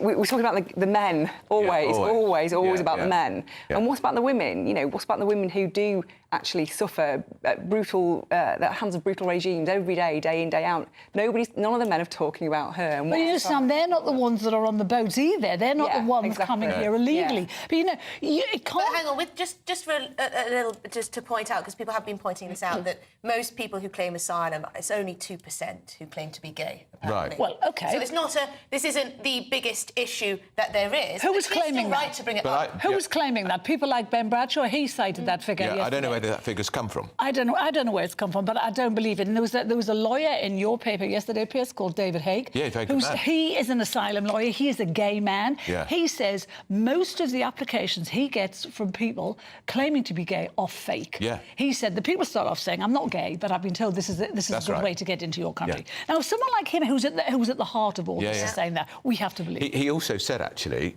because he said it on this programme, and he repeated it in the Mail, that only 20% of the asylum claims he deals with, in his view, are genuine. Yes. That is a scandal. 80% fake claims. And I bet you can repeat that across the board with the thousands of people crossing the Channel. Look, we know what they are, the economic migrants. She was courageous, I think, the Home Secretary, Suella Braverman. That speech was signed off in Downing Street. And we see on the front of the Times today that now that Rishi Sunak's giving her consent, effectively, to float the idea that we come out of the European Convention on Human Rights. You pointed out something really important in your podcast yesterday. You said that there was a very prominent Labour Home Secretary in I've given the game away now because I wasn't going to say Labour Home.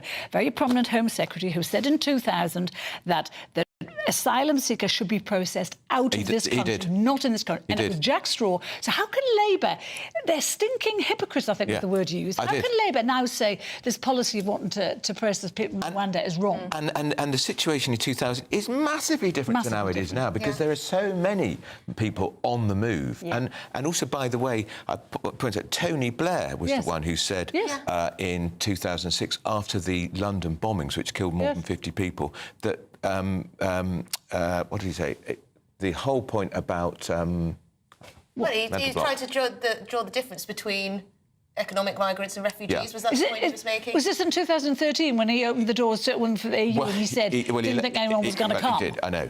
But he said that people living together, it's not working. Oh, right, yes. That's what he said. Multiculturalism. He said in 2006 it's not working properly because people are not they're living in large communities and they are not attempting to integrate. And he said it again in 2019. That's the former Labour Prime Minister. But Suella says it. Suella says the world is brought down on her shoulders by the Labour Party. But Sam, on that point, have you seen the response from some, sensible journalists? Well, you think they're sensible journalists, but pointing out essentially that because Suella Braverman comes from an ethnic minority background and has married a Jewish man and all of this, that therefore she shouldn't be criticising multiculturalism or any aspects of that. It's quite absurd. There has always been this kind of tradition on the left of absolutely being incensed by women, particularly, and women who are not white, i.e. Suella Braverman and Priti Patel, who raise these kind of questions. It absolutely drives the left wild. I don't know why they feel that actually these people, Priti Patel, Suella Braverman, should naturally be of the left, and they can't bear the fact that they are because they're so patronising and pompous. They think they've got the monopoly on compassion. How dare they? But actually, if you look at the Conservative Party, it is a party that where we've had how many chancellors, home secretaries, people in top positions of power in the main offices of state who have not been white, far more than have been in the Labour shadow cabinet and are we ever going to get Labour Party electing a woman leader? Seems a long way off to me. And if Angela Rayner's the best hope, blimey. Well, God help us all. Yeah. Should we move on to oil? This is in the Mail.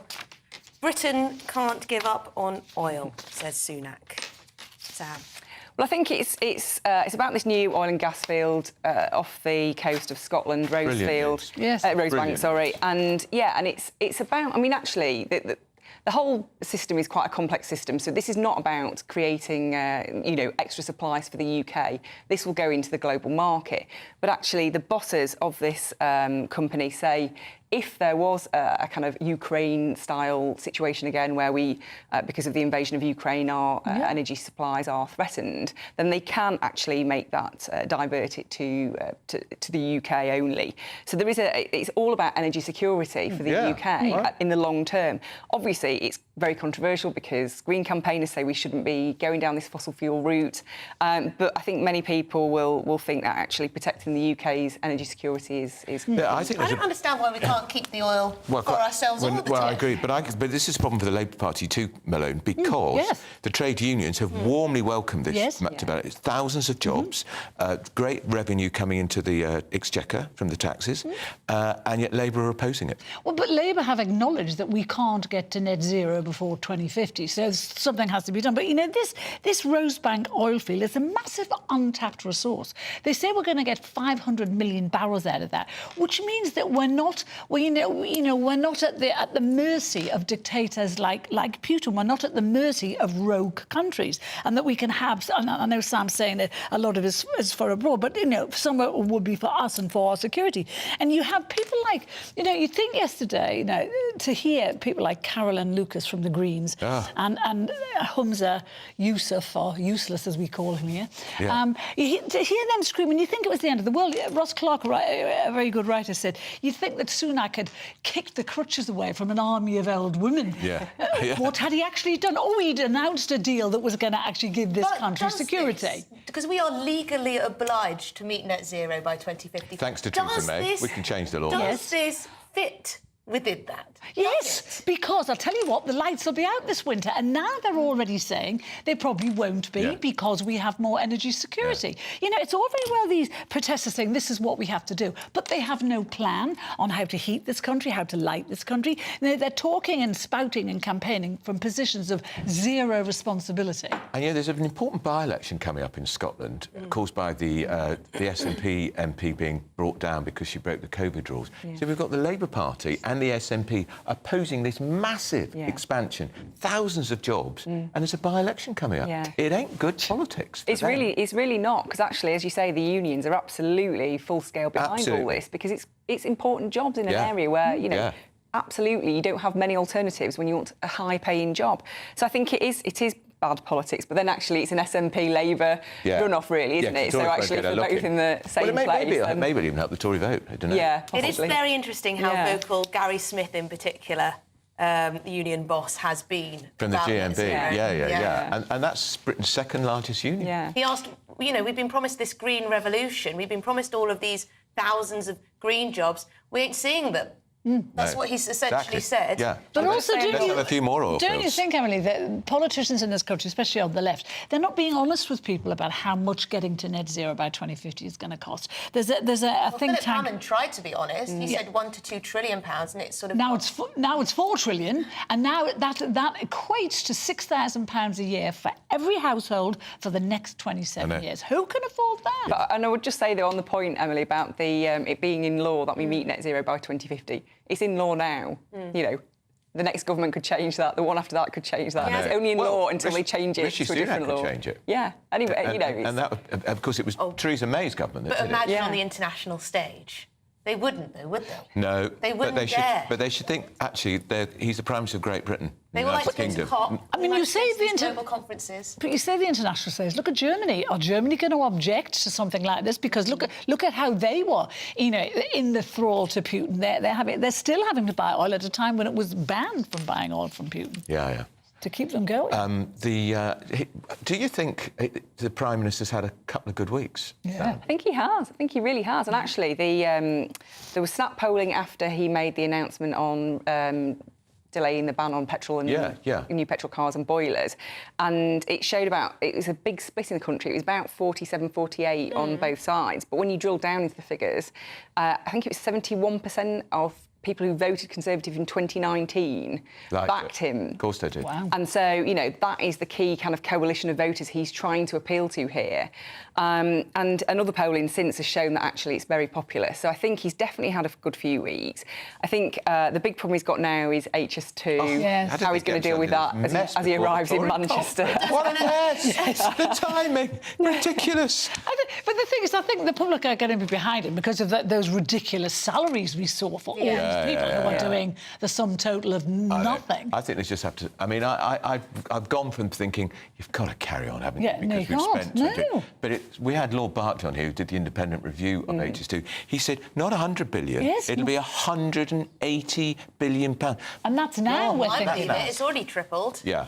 So there you go. But Keir Starmer, I mean, he needs to actually tell the public what he believes in. Because Well, he does, but then he... Well, and he changes his mind. He's opposed to HS2. Yes, We've got the footage of him. Yeah. You're coming back, apparently. Would you be complaining Sam's about? definitely Would you still coming be back. complaining? I've got questions for Sam, but I haven't had time to ask her now. Anyway. I'll definitely back. Sam, Mr. Caramello. Yes, in the next few moments, Suella Braverman has had the backing of Number 10 to potentially leave the ECHR.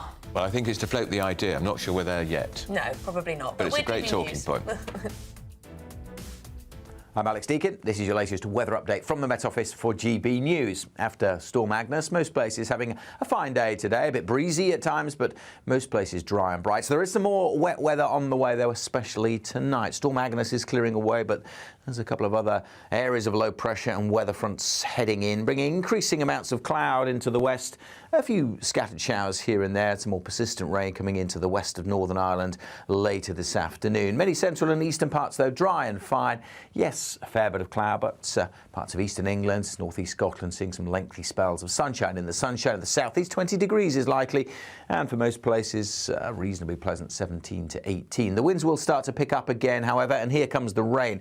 Northern Ireland, southwest England, then into parts of Wales and Scotland during this evening. Some pretty heavy bursts of rain, and particularly across parts of South Wales. Little concerned about the amount of rain falling here over the hills. That could cause some issues. Heavy rain too for the Midlands and eastern England through the early hours. Temperatures mostly holding up, but as the rain clears later, we could drop down to single figures with some clearer spells. For many, it's going to be a fine Friday. We start with a bit of rain over East Anglia in the southeast. That should be gone soon after the rush hour. There will be heavy showers coming in across northern and western parts of Scotland. A blustery day here with more showers. One or two very isolated showers elsewhere. But again, for many places, tomorrow will be bright and breezy with some good spells of sunshine. And in the southeast, we could see 21. So coming up, has the Home Secretary, Suella Braverman, been authorised by Downing Street to float the idea of leaving that European Convention on Human Rights? A warning shot before the Strasbourg court not to block again flights deporting migrants to Rwanda, flights that I want to see happen as soon as possible. Yes, what the do you ruling think? is coming up in Next month. not that long. Next Not that month, long. yeah.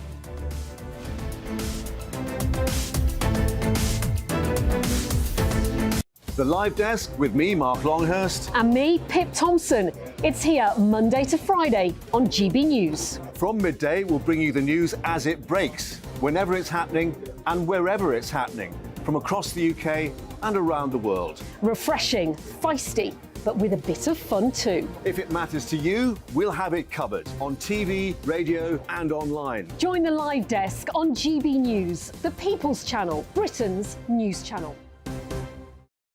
Join us every night on GB News at 11 p.m. for Headliners, which is 3 top comedians going through the next day's news stories, which is exactly what you need, because when the establishment has gone crazy, you need some craziness to make sense of it. Headliners. You don't have to bother reading the newspaper. We've got it covered for you. Every night at 11 p.m. and repeated every morning at 5 a.m. We won't send you to sleep like some of the other paper review shows out there. So join us 11 p.m. every night on GB News, the People's Channel, Britain's news channel. So Jubes and Kerr, we tackle the issues of the day with real robust debate, both sides of the fence, battling it out with me in the middle with my forthright opinions and views. And often really interesting things happen because you start with a position and then by the end of the debate you find actually, well, I might not have thought about that one. What we need in this country is 2 new political budgets. You should maybe think about doing a 2024 calendar. I'm Michelle Dewberry and I'm keeping you company right through until 7 o'clock this evening. GB News, the People's Channel, Britain's watching. People in Britain, they love free speech, but they also love fair play. I don't care if I'm speaking somebody from a trade union, from the Labour Party, somebody from the SNP. And I think the viewers like to see that actually we can challenge one another, but in a positive way.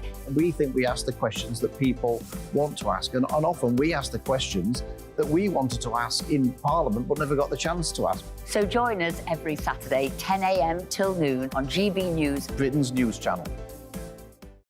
In a world of dull and predictable radio and TV shows, Oh, hi. On Mark Dolan tonight, we've got big guests. We drill into the big stories of the day. The show adds up to a brilliant listening and viewing experience. Mark Dolan Tonight is the most entertaining current affairs show ever, and that's a fact. That's Mark Dolan Tonight, Friday, Saturday and Sunday from 9. Only on GB News, Britain's news channel. Every Sunday from 11, join Michael Portillo. There will be topical discussion, looking at the week before and the week to come. So kick back and relax at 11 a.m. on Sundays on GB News with me, Michael Portillo. GB News, the People's Channel, Britain's news channel. Join me, Patrick Christie's Monday to Friday, 3 till 6. We tackle the day's news agenda like you've never seen before. It's high tempo, high octane, the most controversial topics and the best guests. You will not be able to take your eyes and ears off it. I'm not afraid to ask the questions that you really want answered. 3 till 6 p.m, Monday to Friday on GB News, the People's Channel, Britain's news channel. What you get for breakfast is something that, if we do our jobs right, you will wake up to news that you didn't know the night before. It's a conversation. It's not just me and Eamon. We want to get to know you, and we want you to get to know us. From 6, it's Breakfast with Eamon and Isabel. Monday to Thursdays on GB News, Britain's news channel.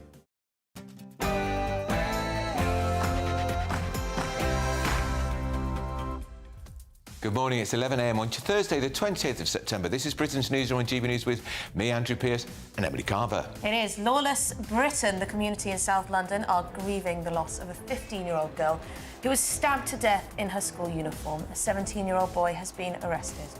Speaking yesterday, the Chief Superintendent, Andy Britton, delivered a message, I'm afraid, which we're hearing far too often. This is every parent's worst nightmare. And I know the officers who responded this morning, along with our emergency service colleagues, are devastated at the victim's death. Government Minister Richard Holden told GB News Breakfast earlier they are not ruling out a return to widespread stop-and-search powers to tackle knife crime. I'm certainly not against that. There are powers there, and local police forces can use them when necessary, when there are issues on the ground. We need to get these knives off the street. And a GB News exclusive, the Mayor of Manchester, Andy Burnham, told us here how he wants to clean up Greater Manchester's air without one of those hideous ULEZ-style charging zones. Finally, the people of Greater Manchester are now the bosses of the buses. It's the other way around.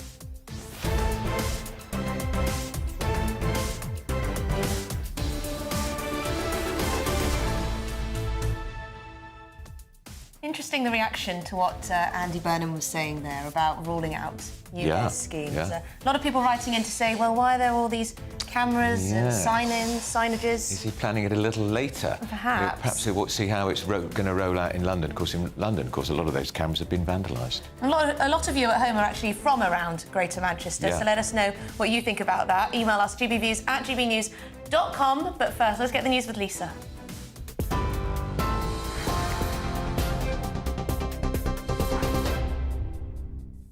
Good morning, it's just after 11. I'm Lisa Hartle in the GB Newsroom.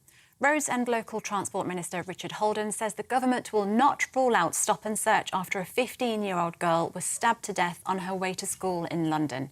A 17-year-old boy who knew the victim remains in custody after being arrested in Croydon yesterday morning. The girl's school described her as a valued friend and pupil. Mr Holden told GB News what's being done to tackle knife crime. New legislation has been brought in, sentences are being strengthened, which is vitally important as well.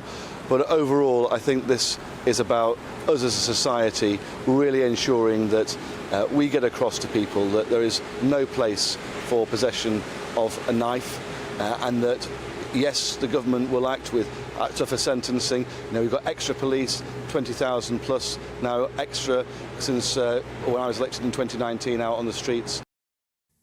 Meanwhile, former Met Police Detective Peter Blexley says police need to be more robust in tackling knife crime. Knife crime is at epidemic proportions. There are, so far this year, up until August, so in the 12 months up until August, there have been 211 knife crime incidents with injury in Croydon alone. And that only makes it the 10th most prevalent borough in London. So there's 9 boroughs worse than Croydon. There are too many knives, there are too many stabbings, there are too many deaths. The new Defence Secretary has visited the Ukrainian capital Kyiv for the first time since taking up the post. Grant Shapps discussed how to bolster Ukraine's air defences during talks with Ukraine's President Volodymyr Zelensky. President Zelensky thanked Mr Shapps for the UK's help. Mr Shapps replaced Ben Wallace as Defence Secretary last month and vowed to keep up Britain's support for Ukraine. The Labour leader has denied launching an attack on private schools with his plans to impose VAT payments on fees if he wins an election.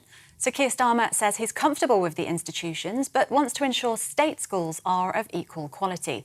Sir Keir says that his plan is about the removal of a tax exemption. He also encourages private schools not to raise fees due to the additional costs imposed by the policy. IT experts are calling on the Prime Minister to prioritise AI ethics during a safety summit next month. A survey by BCS, the Chartered Institute for IT, found that 88% of tech experts want the UK to lead in setting global ethical standards. The survey also shows that 82% believe companies should publish ethical policies on AI use. New laws in Northern Ireland have been implemented preventing the public from attending trials for serious sexual offences.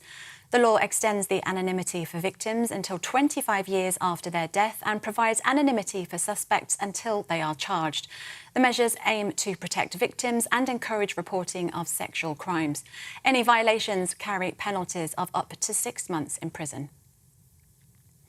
Car production in August dropped by nearly 10% following 6 months of growth. That's according to the Society of Motor Manufacturers and Traders. The slowdown was due to summer shutdowns and production, pauses at some plants for planned maintenance. Exports also declined by 5.5%, mainly due to fewer shipments to the US, China and Japan. And an extremely rare silvery gibbon has been born at a wildlife park on the Isle of Man. The pictures show the yet-to-be-named gibbon nestled in its mother's lap. It's the third silvery gibbon arrival at the zoo since the baby's parents were brought over to the island in 2016 as part of a global breeding programme. They're an endangered species with only 2,000 left in the wild. This is GB News across the UK on TV, in your car, on digital radio and on your smart speaker by saying play GB News. Now it's back to Andrew and Emily.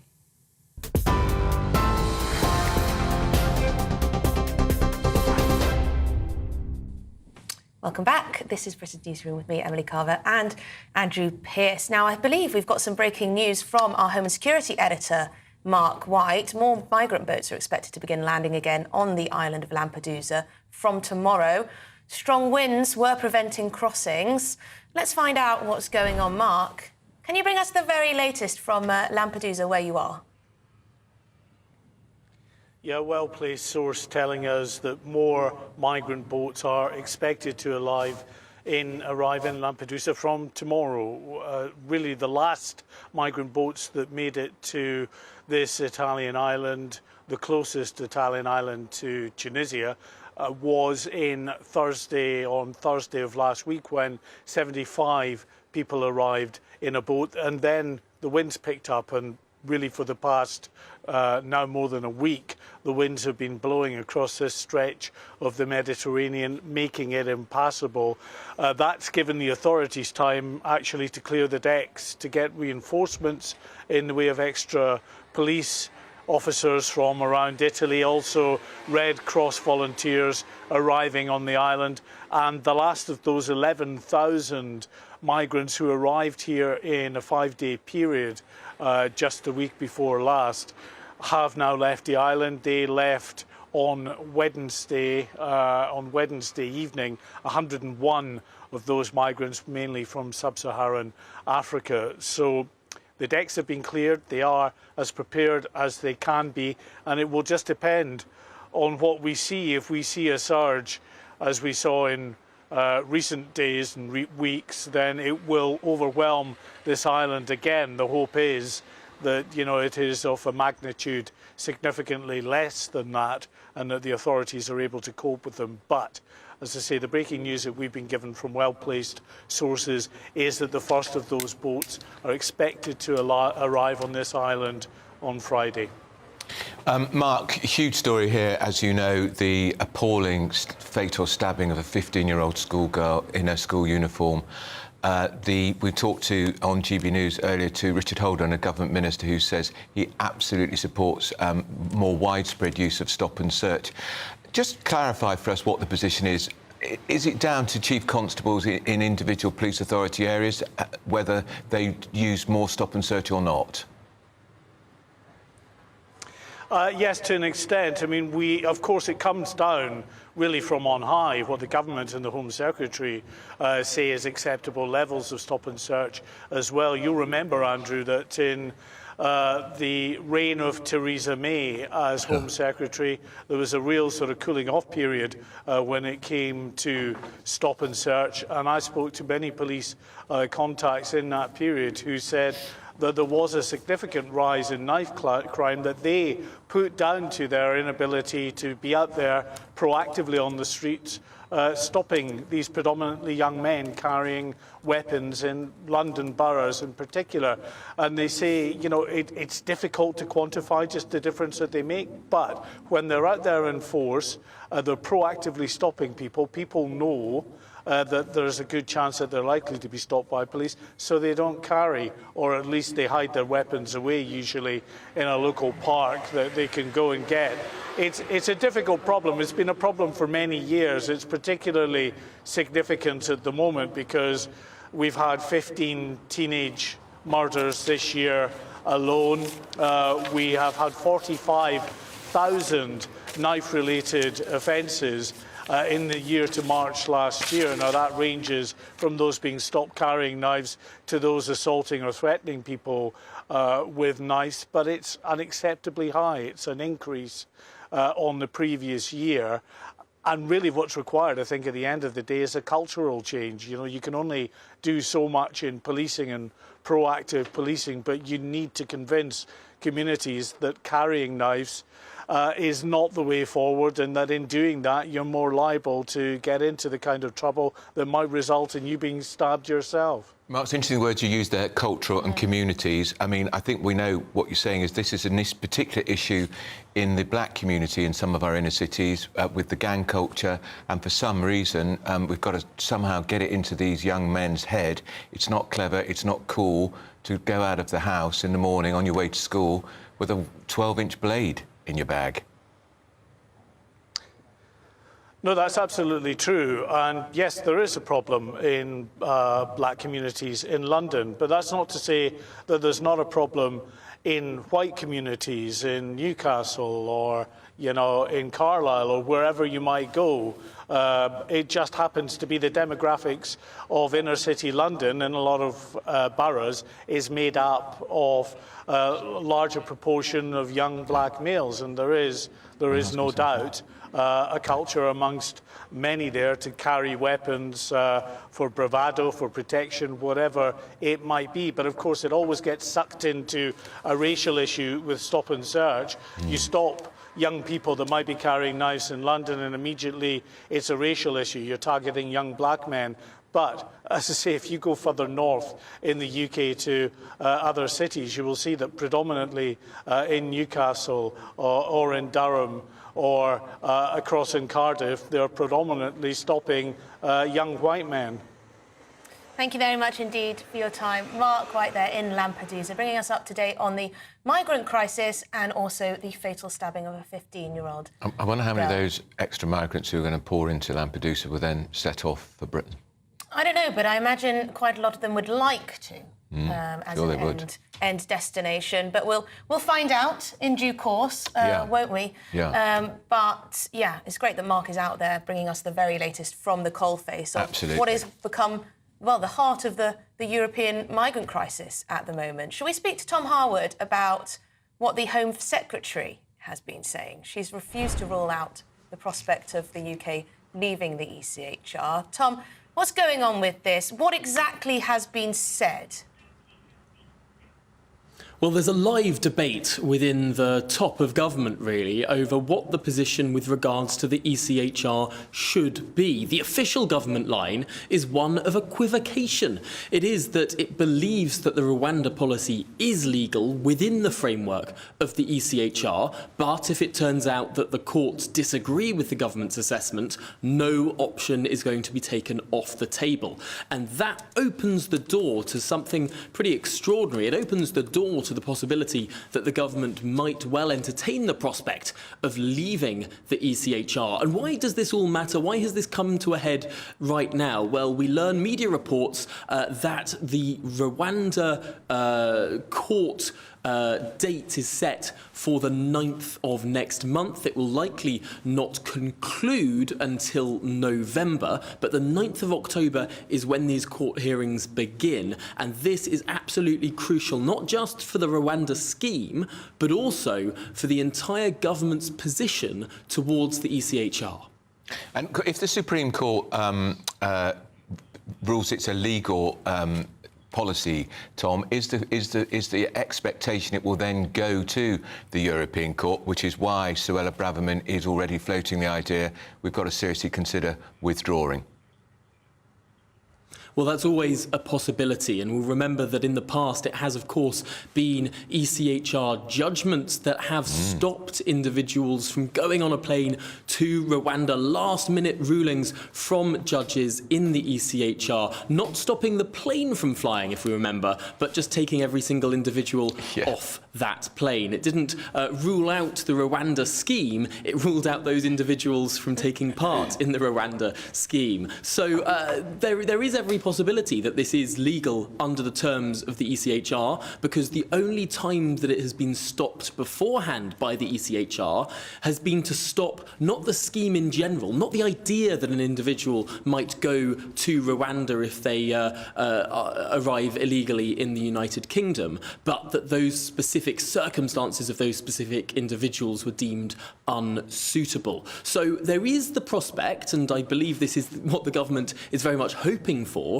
that the courts may well find this legal even at the level of the ECHR. But of course, if it is not found legal at that level, that then reopens this clear rift within government, this clear rift within the cabinet, some around that cabinet table very keen to be more fervent on the government's position that they would be willing to leave the ECHR if they can't deliver their own policy prospectus, but others, of course, saying that that would open a huge array of problems. Leaving the ECHR would have implications for the Good Friday Agreement, so they claim, would have implications for the Trade and Cooperation Agreement with the European Union, so they claim. The membership of the United Kingdom within the European Court and Convention of Human Rights underpins many other different deals and treaties, and it would be a complicated web to unpick and rebuild. That's the argument from the other side of the cabinet table.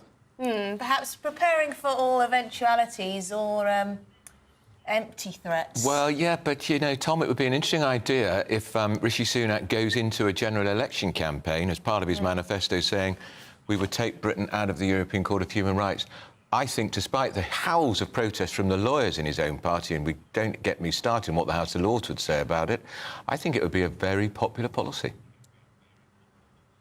Well, it is interesting, talking to people around Rishi Sunak, there is this sense that there is a sort of Rishi Unleashed plan beginning to roll out. The word within Downing Street is that his first 10 months as Prime Minister was about steadying the ship, steadying the markets, steadying tax and spend and all the rest of it, getting the economy sort of on a flat footing. And we have seen, of course, UK GDP uprated by 2% recently in ONS statistics.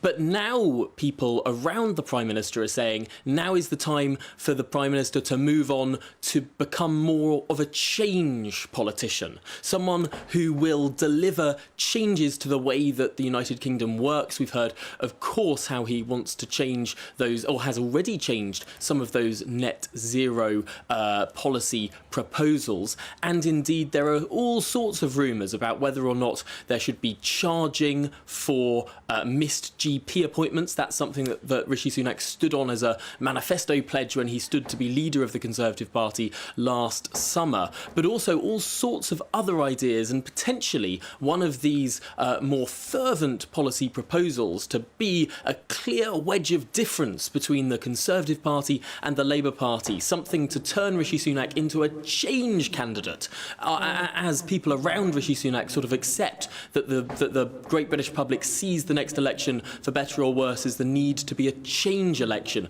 Could Rishi Sunak deliver that change message with a strong tone on the ECHR? That is certainly an active discussion within Number 10. Fascinating. Yes, talking about maths till 18 isn't going to cut it, is it? No, this time? no. Tom, great. Thanks for joining us. That's Tom Howard, our Deputy Political Editor. I counted up, actually, in Rishi Sunak's speech last week, where he announced the long overdue, in my view, delay in the net zero targets, like petrol cars and gas boilers and the like. The word change was in the speech more than 12 times. So that is clearly going to be, as Tom was saying, yeah, well, let's hope so, because we need change. We need change. We need a lot of change in every area of our society, really. And we also need the Prime Minister to start sounding like a Conservative. That would be really helpful. Yes. He needs to perhaps improve his delivery, but we will wait to see what his speech looks like. Bouncing up and down like he's on a pogo stick. It's like he's taking... It's just excitable. It's that Coke he takes, a Coke as in Coca-Cola. It's one... No, it's one from I think it's South American or something. No, it comes from California. Yes, he did say he was a Coke addict once in a classroom, but of course... Yeah. He meant Coca-Cola. It's got too much blooming caffeine and sugar in it, which is why sometimes he's bouncing up and down. Too much. But he's a hard worker. He I'll give him certainly that. is. He's a hard worker, and he is saying some sensible things. So we'll see what happens at the party conference. We'll, of course, be bringing you, well, absolutely everything you need to know I'll be there. Manchester. Well, in fact, this show will be broadcast from Manchester. Oh, will it really? Yep, from Monday. Monday. Well, fantastic. I'll be there too, as well, to see what's going on, really. So, still to come, how far would you go for a 3-day weekend? South Cambridgeshire District Council has been accused of tampering with a report on its 4-day working week trial. Wonder why that is. Funny that. You're with Britain's Newsroom on GB News. I'm Alex Deakin. This is your latest weather update from the Met Office for GB News. After Storm Agnes, most places having a fine day today, a bit breezy at times, but most places dry and bright. So there is some more wet weather on the way, though, especially tonight. Storm Agnes is clearing away, but there's a couple of other areas of low pressure and weather fronts heading in, bringing increasing amounts of cloud into the west. A few scattered showers here and there. Some more persistent rain coming into the west of Northern Ireland later this afternoon. Many central and eastern parts, though, dry and fine.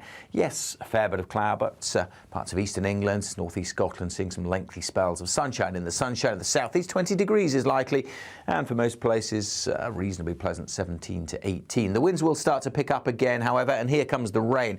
Northern Ireland, southwest England, then into parts of Wales and Scotland during this evening. Some pretty heavy bursts of rain, and particularly across parts of South Wales. Little concerned about the amount of rain falling here over the hills. That could cause some issues. Heavy rain too for the Midlands and eastern England through the early hours. Temperatures mostly holding up, but as the rain clears later, we could drop down to single figures with some clearer spells. For many, it's going to be a fine Friday. We start with a bit of rain over East Anglia in the southeast. That should be gone soon after the rush hour. There will be heavy showers coming in across northern and western parts of Scotland. A blustery day here with more showers. 1 or 2 very isolated showers elsewhere. But again, for many places, tomorrow will be bright and breezy with some good spells of sunshine. And in the southeast, we could see 21. What you get for breakfast is something that, if we do our jobs right, you will wake up to news that you didn't know the night before. It's a conversation. It's not just me and Eamon. We want to get to know you, and we want you to get to know us. From 6, it's Breakfast with Eamon and Isabel. Monday to Thursdays on GB News. Britain's news channel. Westminster is going around in ever-decreasing circles, followed by the media. Britain is broken. How on earth did we get into this mess? But more importantly, how do we get out of it? Join me at 7 p.m, Mondays to Thursdays on Farage, here on GB News. We will have open, rational debate. We've got to work out how Britain moves forward from this. Join us here on GB News, the People's Channel. Britain is watching. Join me, Andrew Pearce and Bev Turner, Monday to Thursday, 9:30 a.m. Who benefits from that? Not the British public. And on Fridays, join us, Tom Harwood And Ellie Costello from Britain's Newsroom. That's what you get with this show. That's fantastic. If it's happening, we're talking about it on Britain's Newsroom. GB News, Britain's news channel. GB News, unlike other broadcasters, isn't obsessed with the London-Westminster bubble. We think there's a nation beyond the M25, and that's why we talk about the issues that matter across the land. Join me on State of the Nation, 8 to 9 o'clock, Monday to Thursday, on GB News. Daisy's listening, and you should too. People in Britain, they love free speech, but they also love fair play. I don't care if I'm speaking somebody from a trade union, from the Labour Party, somebody from the SNP. And I think the viewers like to see that actually we can challenge one another, but in a positive way. We think we ask the questions that people want to ask, and often we ask the questions that we wanted to ask in Parliament but never got the chance to ask. So join us every Saturday, 10 a.m. till noon on GB News, Britain's news channel. Nightmare commute.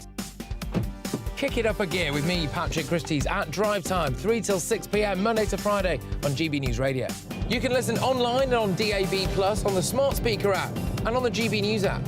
And if you've got an Alexa, all you have to say is, Alexa, play GB News. We're also on TuneIn and the Radio Player apps. From the school run to rush hour, get revved up with me, Patrick Christie's, on GB News and GB News Radio. The Jubes and Kerr, we tackle the issues of the day with real, robust debate, both sides of the fence, battling it out with me in the middle with my forthright opinions and views. And often really interesting things happen because you start with a position and then by the end of the debate you find actually, well, I might not have thought about that one. What we need in this country is 2 new political parties. You should maybe think about doing a 2024 calendar.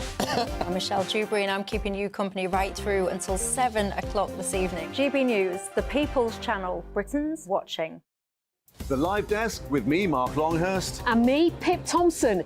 It's here Monday to Friday on GB News. From midday, we'll bring you the news as it breaks, whenever it's happening and wherever it's happening, from across the UK and around the world. Refreshing, feisty, but with a bit of fun too. If it matters to you, we'll have it covered on TV, radio and online. Join the Live Desk on GB News, the People's Channel, Britain's news channel.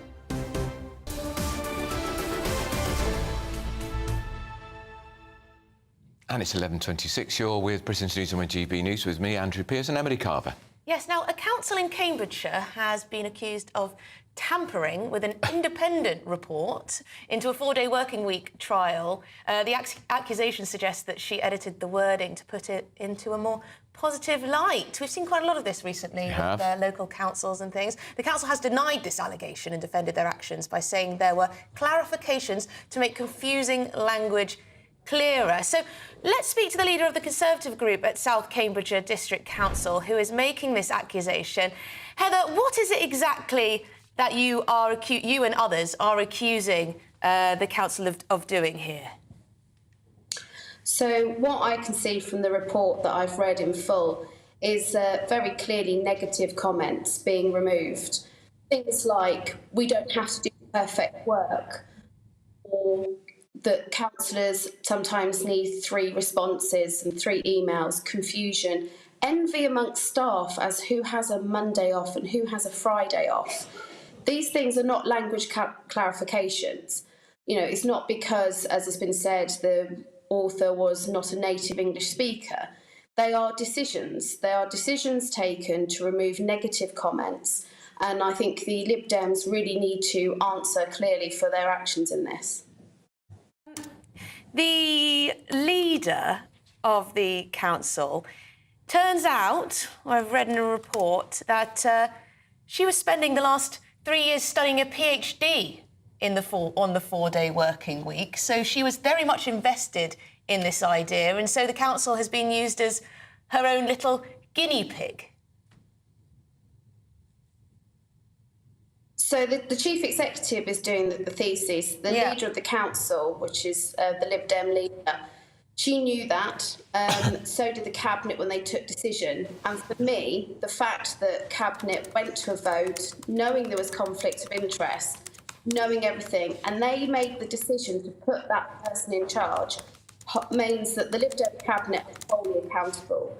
I sit here as a councillor, leader of the opposition, elected in the same way they are by residents, and I have not been allowed a vote on this at all. So 80% of residents have had no vote. The Lib Dems have just run with this. They've pursued this. Residents are furious about it. Incidentally, they weren't consulted either. So I very much think that they need to open it out. They need to allow all councillors a vote, and we need to stop this madness, because the genie's out the bottle now. It's going to be so hard to put back in. And the Lib Dems need to answer for the carnage and the chaos that is reigning here at the moment.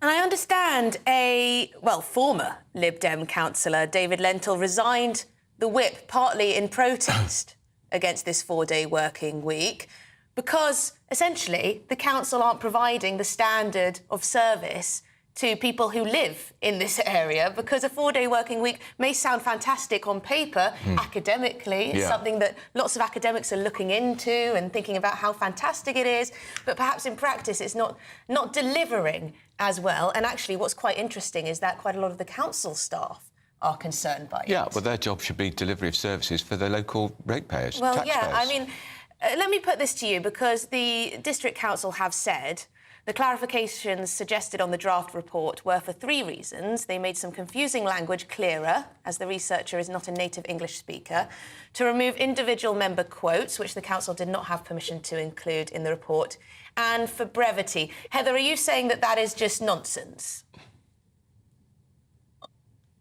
It's my view, having read the report, that yes, that's not how I interpret it at all. And the thing about councillor comments not being included. Now, if a councillor has a comment and a view, then that should be public record. And this is what I'm saying about not allowing us all a say in this. Means that, I thank you very much for the platform today. It's something that the Liberal Democrats are not allowing me to have in the council where I represent residents. And I think that I was on a panel the other day and it was sort of joked that the word Democrat is in their party title.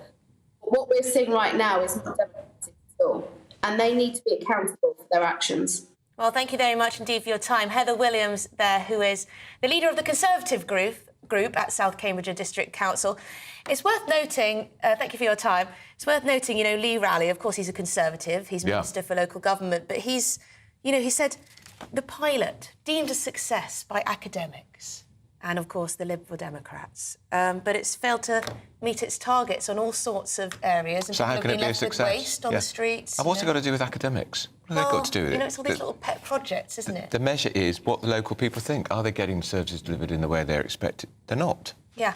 And they get paid exactly the same for working 4 days. They don't even have to have compressed hours. And let's not even go with what's happening in Whitehall in London, because civil servants are spending a lot of the time working from home and they're still getting the very lucrative London waiting allowance, which is supposed to help them defray the costs of travelling into London and the costs of buying your lunch in London. How come? Why are they allowed to keep that London waiting allowance? I don't get it. Yeah, I've got no problem with businesses and councils trialling new ideas.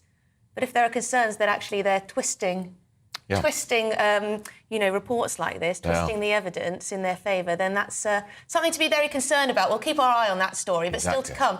The pop diva, scared of coat hangers. Find out who trembles. I don't know who it is. I'm fascinated. At the sight of one in our paper review. Yes, we'll find out. I don't know either. Here's the news with Lisa.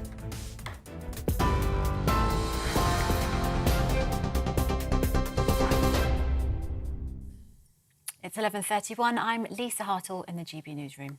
Local Transport Minister Richard Holden says the government will not rule out stop and search after a 15-year-old girl, named locally as Eliana, was stabbed to death on her way to school in London. A 17-year-old boy who knew the victim remains in custody after being arrested in Croydon yesterday morning. The girl's school described her as a valued friend and pupil. More migrant boats are expected to arrive on the Italian island of Lampedusa tomorrow as weather conditions improve. Strong winds in the Mediterranean prevented any crossings for more than a week. GB News understands that Tunisian people smugglers have now begun preparing boats to launch into the sea. The new Defence Secretary has visited the Ukrainian capital, Kyiv, for the first time since taking up the post. Grant Shapps discussed how to bolster Ukraine's air defences during talks with Ukraine's President Volodymyr Zelensky. President Zelensky thanked the UK for its help. Mr Shapps replaced Ben Wallace as Defence Secretary last month and vowed to keep up Britain's support for Ukraine. The Labour leader has denied launching an attack on private schools with his plans to impose VAT payments on fees if he wins an election. Sir Keir Starmer says he's comfortable with the institutions but wants to ensure state schools are of equal quality. Sir Keir says his plan is about the removal of a tax exemption. You can get more on all of those stories by visiting our website, gbnews.com.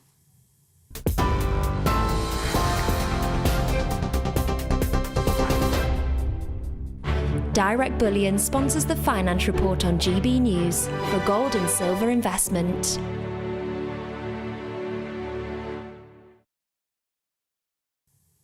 Here's a quick snapshot of today's markets. The pound will buy you $1.2193 and €1.1569 euros. The price of gold is £1,538 and 54 pence per ounce. And the FTSE 100's at 7,561 points. Direct Bullion sponsors the Finance Report on GB News for physical investment. Still to come on the show, we're going to have Carol Malone and Sam Lister back with us in the studio to go through some of the biggest stories that are on the front pages today and inside the papers. And we'll hear some of your views. We've got lots of them coming in on all sorts. So stay tuned. This is Britain's Newsroom on GB News.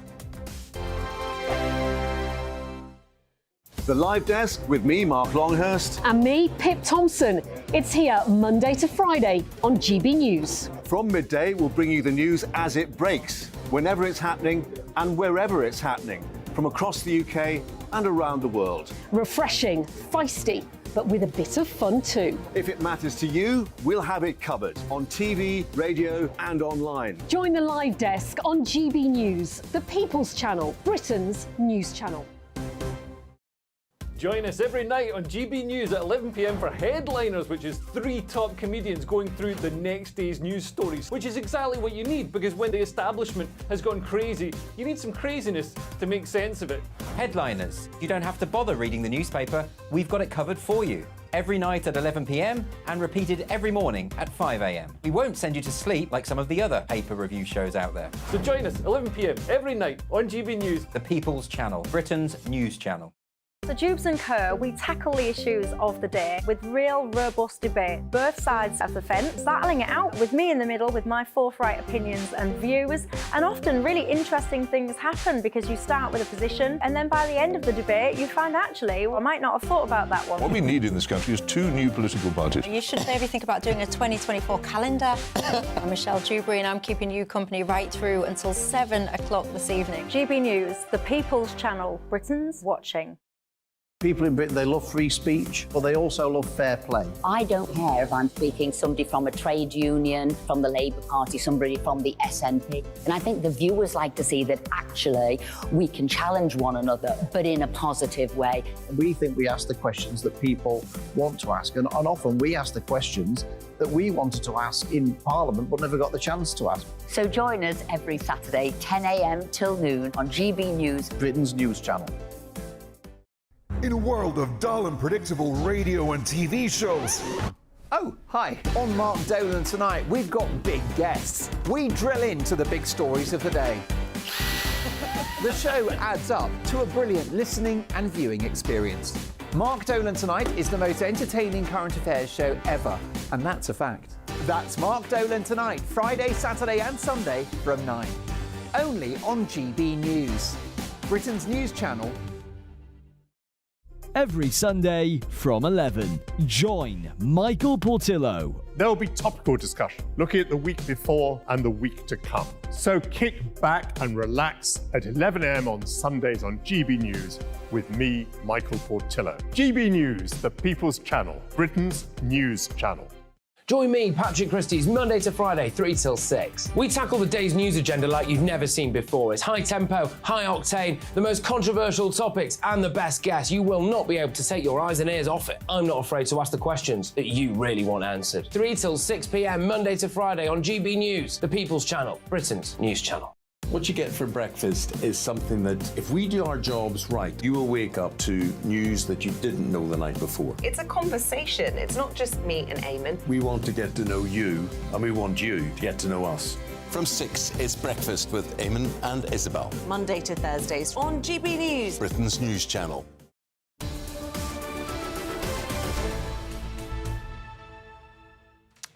.38 with Britain's News. We're on GB News with Andrew Pearce and Emily Carver, and that's Carol Malone moaning, complaining about her squeaky chair. It's not squeaky. Doesn't- It's just, look. No, we've got lots of emails and Carol is texts coming in. perfectly charming. I Not never complaining noticed. at all. Never noticed And that. Sam as well. Yes, emails. Well, on knife crime, of course, the reaction to this horrific stabbing of this 15-year-old girl in London in broad daylight. 8:30 in the morning. Yeah, for God's sake. Angela says, as a grandmother of 5 boys under 12, it terrifies me for them. I'm not surprised. I'm not surprised because it is getting younger and younger and younger. And This whole idea, isn't it? You wave your child off to school, then you get the phone call from hell. She's dead, bleeding to death in front of her friends on the pavement by the school bus. And yet, what changes? Nothing changes. The number of stabbings don't go down. The number of, when this happens to your child, it's not just the child who dies. The family dies. The family that go on, but their lives are ruined forever, and yet nothing is happening. in 21-22, we saw the highest number of people killed with a knife for 76 years. It's unbelievable. Don't know what this year is yet, but Dennis says zero tolerance is the answer. Minimum mandatory 1-year prison sentence. That's what... who was talking about sentencing? We had someone on earlier who was talking about... Esther McVeigh. He was talking about how important sentencing is too, because too often, teenagers are doing this in court and then not actually... And a lot of people involved with knife crime do not get a custodial sentence. They get a suspended sentence. And especially if they're young. Yeah. Because the thinking of the Liberal left is that if you're young, it's going to wreck your life if you go to any kind of sentence. Bang them up. Right, Talk well, with we've a got knife, Sam bang 'em Lister up. with us and Yeah. Carol Malone. Sam, big story, of course, affecting GB News, our channel, that we are broadcasting from the suspension of Lawrence Fox and Dan Wootton following, very derogatory comments that were made on Dan Wootton's show. By Lawrence Fox. Yeah, By Lawrence Fox. I have to say, I was really appalled and depressed by this. It's just horrible. I don't know Ava, but I know she didn't deserve this. I don't think any woman does. No woman deserves it. I think for me, the right to free speech, that is about tackling issues in a frank and robust way. If you use that freedom to attack and belittle women, that says more about you than anybody else. And I just feel... I'm glad GB News have apologised, and I'm glad they've taken the action they did. I think it's very, very sad all round. Now, of course, there will be a lot of people watching this at home and listening who will, who won't agree with what has happened. I've had quite a lot of emails from those very people. Yeah, but it's worth reiterating that broadcasters are regulated by Ofcom. It's interesting because I was with Ava yesterday. I happened to be on a TV show. The young woman who was at the being centre of referred- all this, yeah. so Lawrence Fox abused in the terrible way that he did. And I saw the effect it had on her. This is a girl who, she's a very smart girl. We all look tough, don't we? Women who go on time, everyone thinks that we're tough and we've got a thick skin. We haven't. And she was broken by this yesterday. She was very good. She was very professional. She went on air. She did what she had to do on air. But I could see the effect it was having on her. Now, and I think GB News did exactly the right thing in suspending Fox and launching the investigation. They did what they had to do, and they did it very quickly, which was good for Ava and for the rest of us. But because what Fox did plays into this stereotype, this belief, this narrative that women shouldn't have opinions. Women, if you've got blonde hair and you look like a woman and you sound smart, well then damn you. That's what a lot of guys actually think.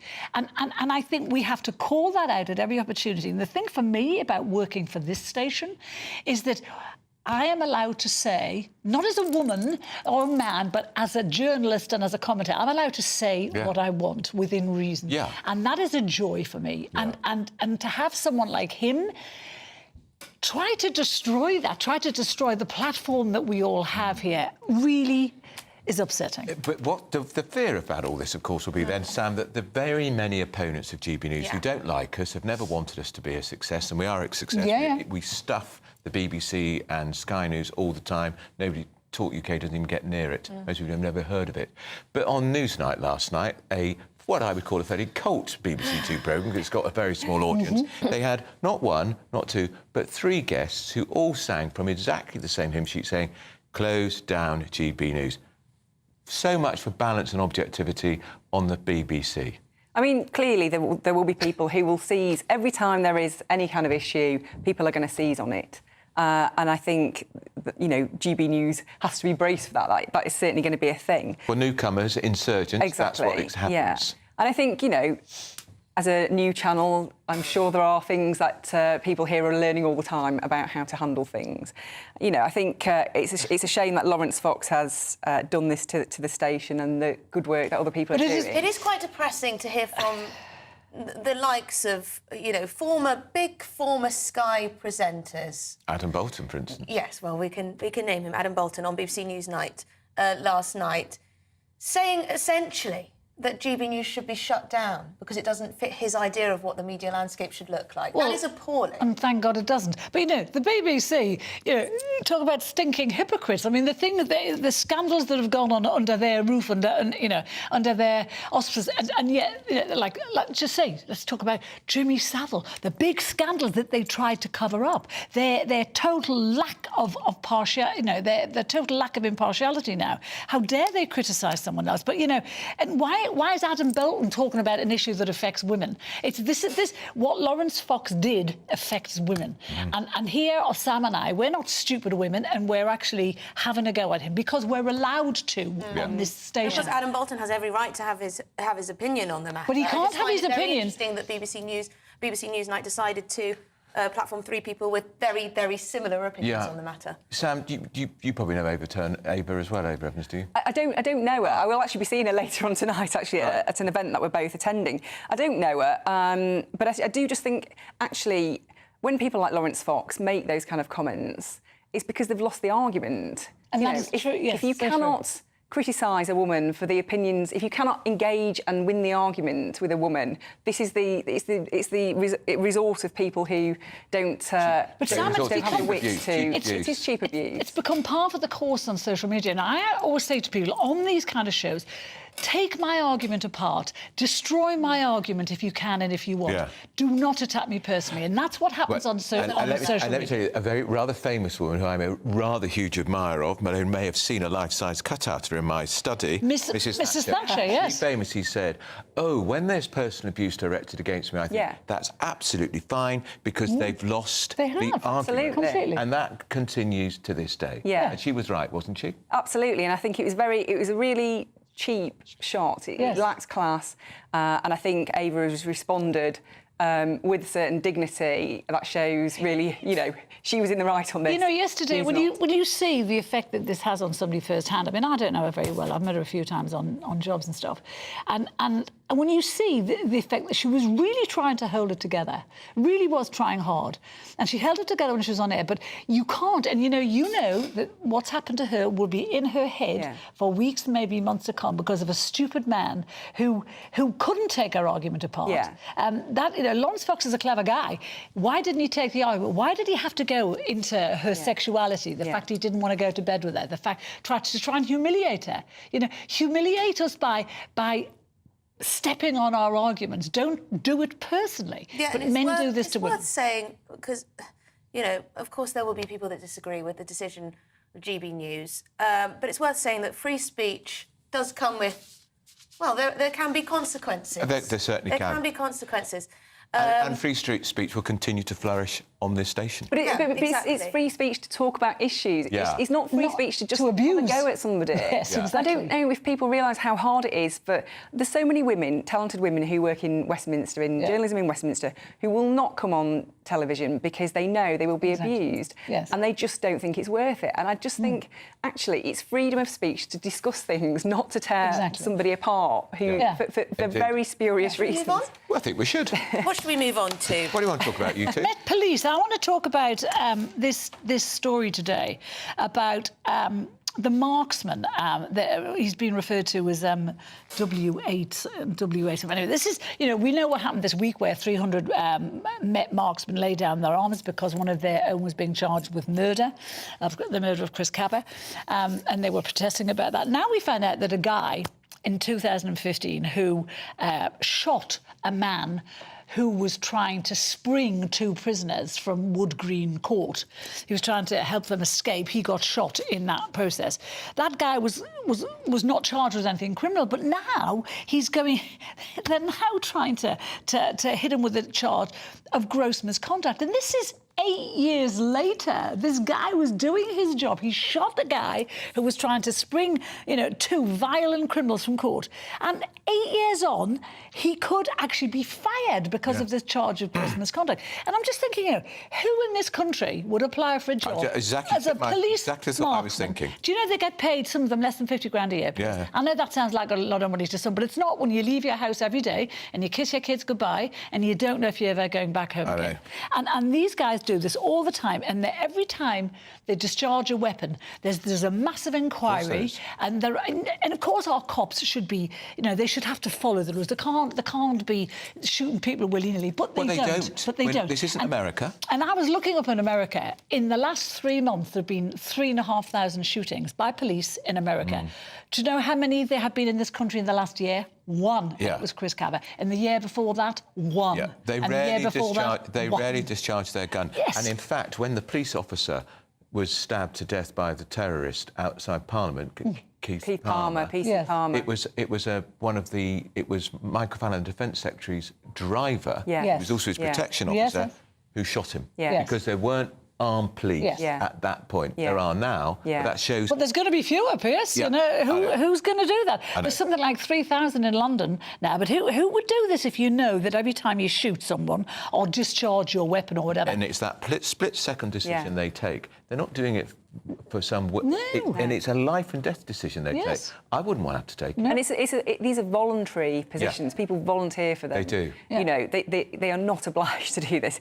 And why would you volunteer if you know that this is going to be 8 years down the line, you could potentially be landed with something like this? And also, by the way, you might get shot. Yeah, absolutely. And they're doing it to protect us. To protect us. They're not doing it for fun. There does have to be accountability when wrong decisions are. Yes. And of course, we can't get into any specifics, but when police are charged in connection with police marksmen, you know that there would have been great detail and care and attention taken before the prosecuting authorities reached that decision. Of course, when the police officer who was charged with shooting Mark Duggan was tried in London about 8 years ago, he was cleared by a jury. Yeah, and I think police officers who have been investigated, such as the case in the Telegraph today, they have the right to be able to move on with their lives. 8 years down the line, how can you move on? Shoulder. I mean, how can anybody continue in that kind of situation? It beggars belief, really. Mark Rowley the Met Chief of Police said the other day that there has to be special protections for these officers, and there does.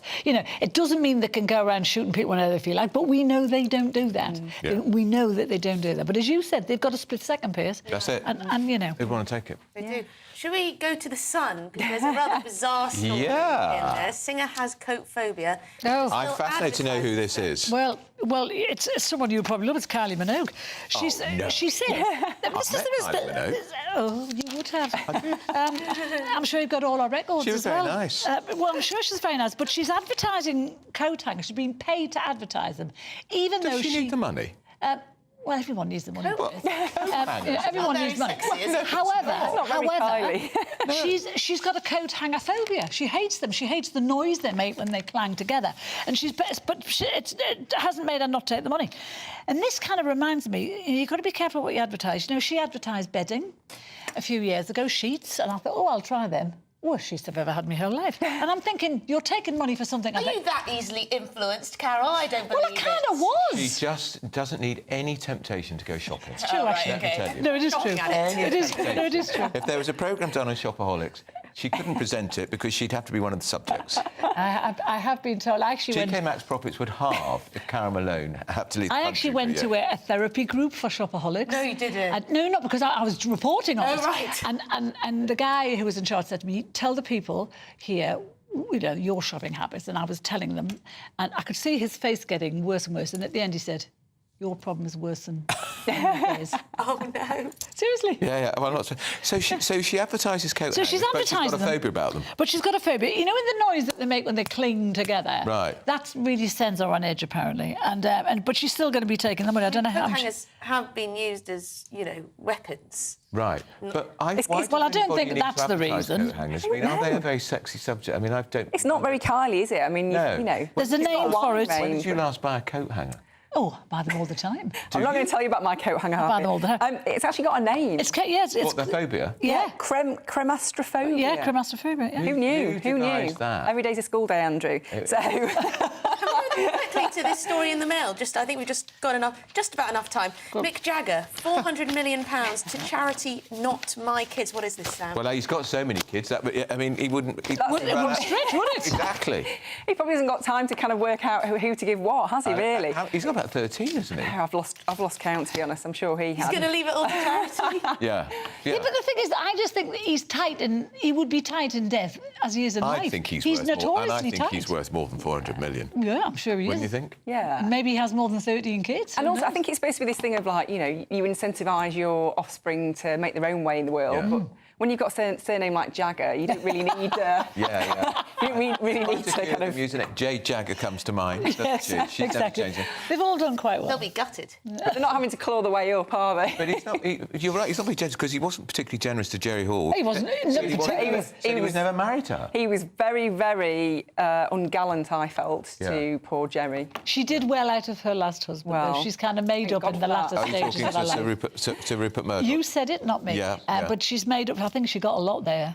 Well, I'm sure she did. Multi-millions. Estates, big houses. Yeah. Now, Sam, you and I are going to be at the Tory conference. I bet you can't wait. I'm going up there on Saturday, Andrew. When are you arriving? I'm going up Friday night because I'm doing some very odd press because I'm Friday? trying to avoid the train codes. Because, of course, RMT, if you're watching, going on strike on Tory conference day in Manchester. Sam, when Very you're with nice. him, word of warning, if you get an exclusive story, don't tell him because he'll steal it. He's got form for it.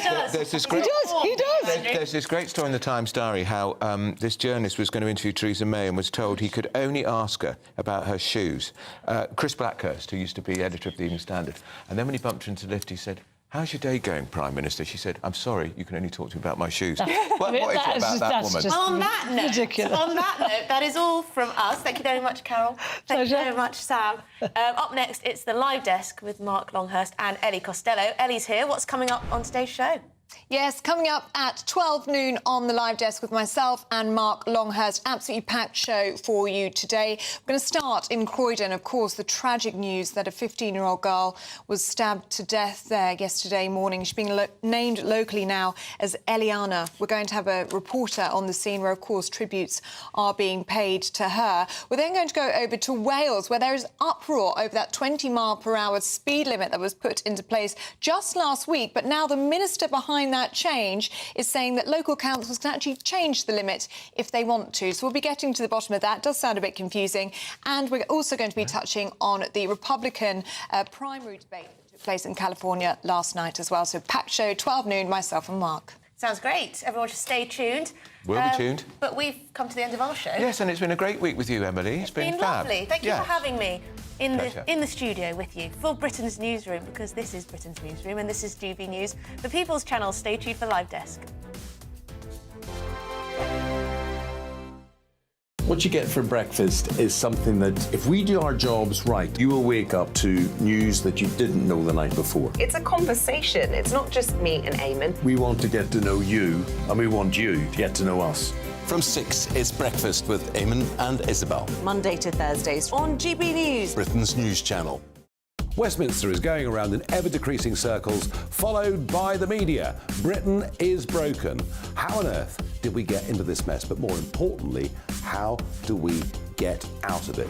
Join me at 7 p.m, Mondays to Thursdays on Farage, here on GB News. We will have open, rational debate. We've got to work out how Britain moves forward from this. Join us here on GB News, the People's Channel. Britain is watching. Join me, Andrew Pearce and Bev Turner, Monday to Thursday, 9:30 a.m. Who benefits from that? Not the British public. And on Fridays, join us, Tom Harwood and Ellie Costello from Britain's Newsroom. That's what you get with this show. That's fantastic. If it's happening, we're talking about it on Britain's Newsroom. GB News, Britain's news channel. GB News, unlike other broadcasters, isn't obsessed with the London-Westminster bubble. We think there's a nation beyond the M25, and that's why we talk about the issues that matter across the land. Join me on State of the Nation, 8 to 9 o'clock, Monday to Thursday, on GB News. Daisy's listening, and you should too. People in Britain, they love free speech, but they also love fair play. I don't care if I'm speaking somebody from a trade union, from the Labour Party, somebody from the SNP. And I think the viewers like to see that actually we can challenge one another, but in a positive way. We think we ask the questions that people want to ask, and often we ask the questions that we wanted to ask in Parliament but never got the chance to ask. So join us every Saturday, 10 a.m. till noon on GB News, Britain's news channel. Nightmare commute. Kick it up a gear with me, Patrick Christie's, at drive time, 3 till 6 p.m, Monday to Friday on GB News Radio. You can listen online and on DAB+, on the smart speaker app, and on the GB News app. And if you've got an Alexa, all you have to say is, Alexa, play GB News. We're also on TuneIn and the Radio Player apps. From the school run to rush hour, get revved up with me, Patrick Christie's, on GB News and GB News Radio.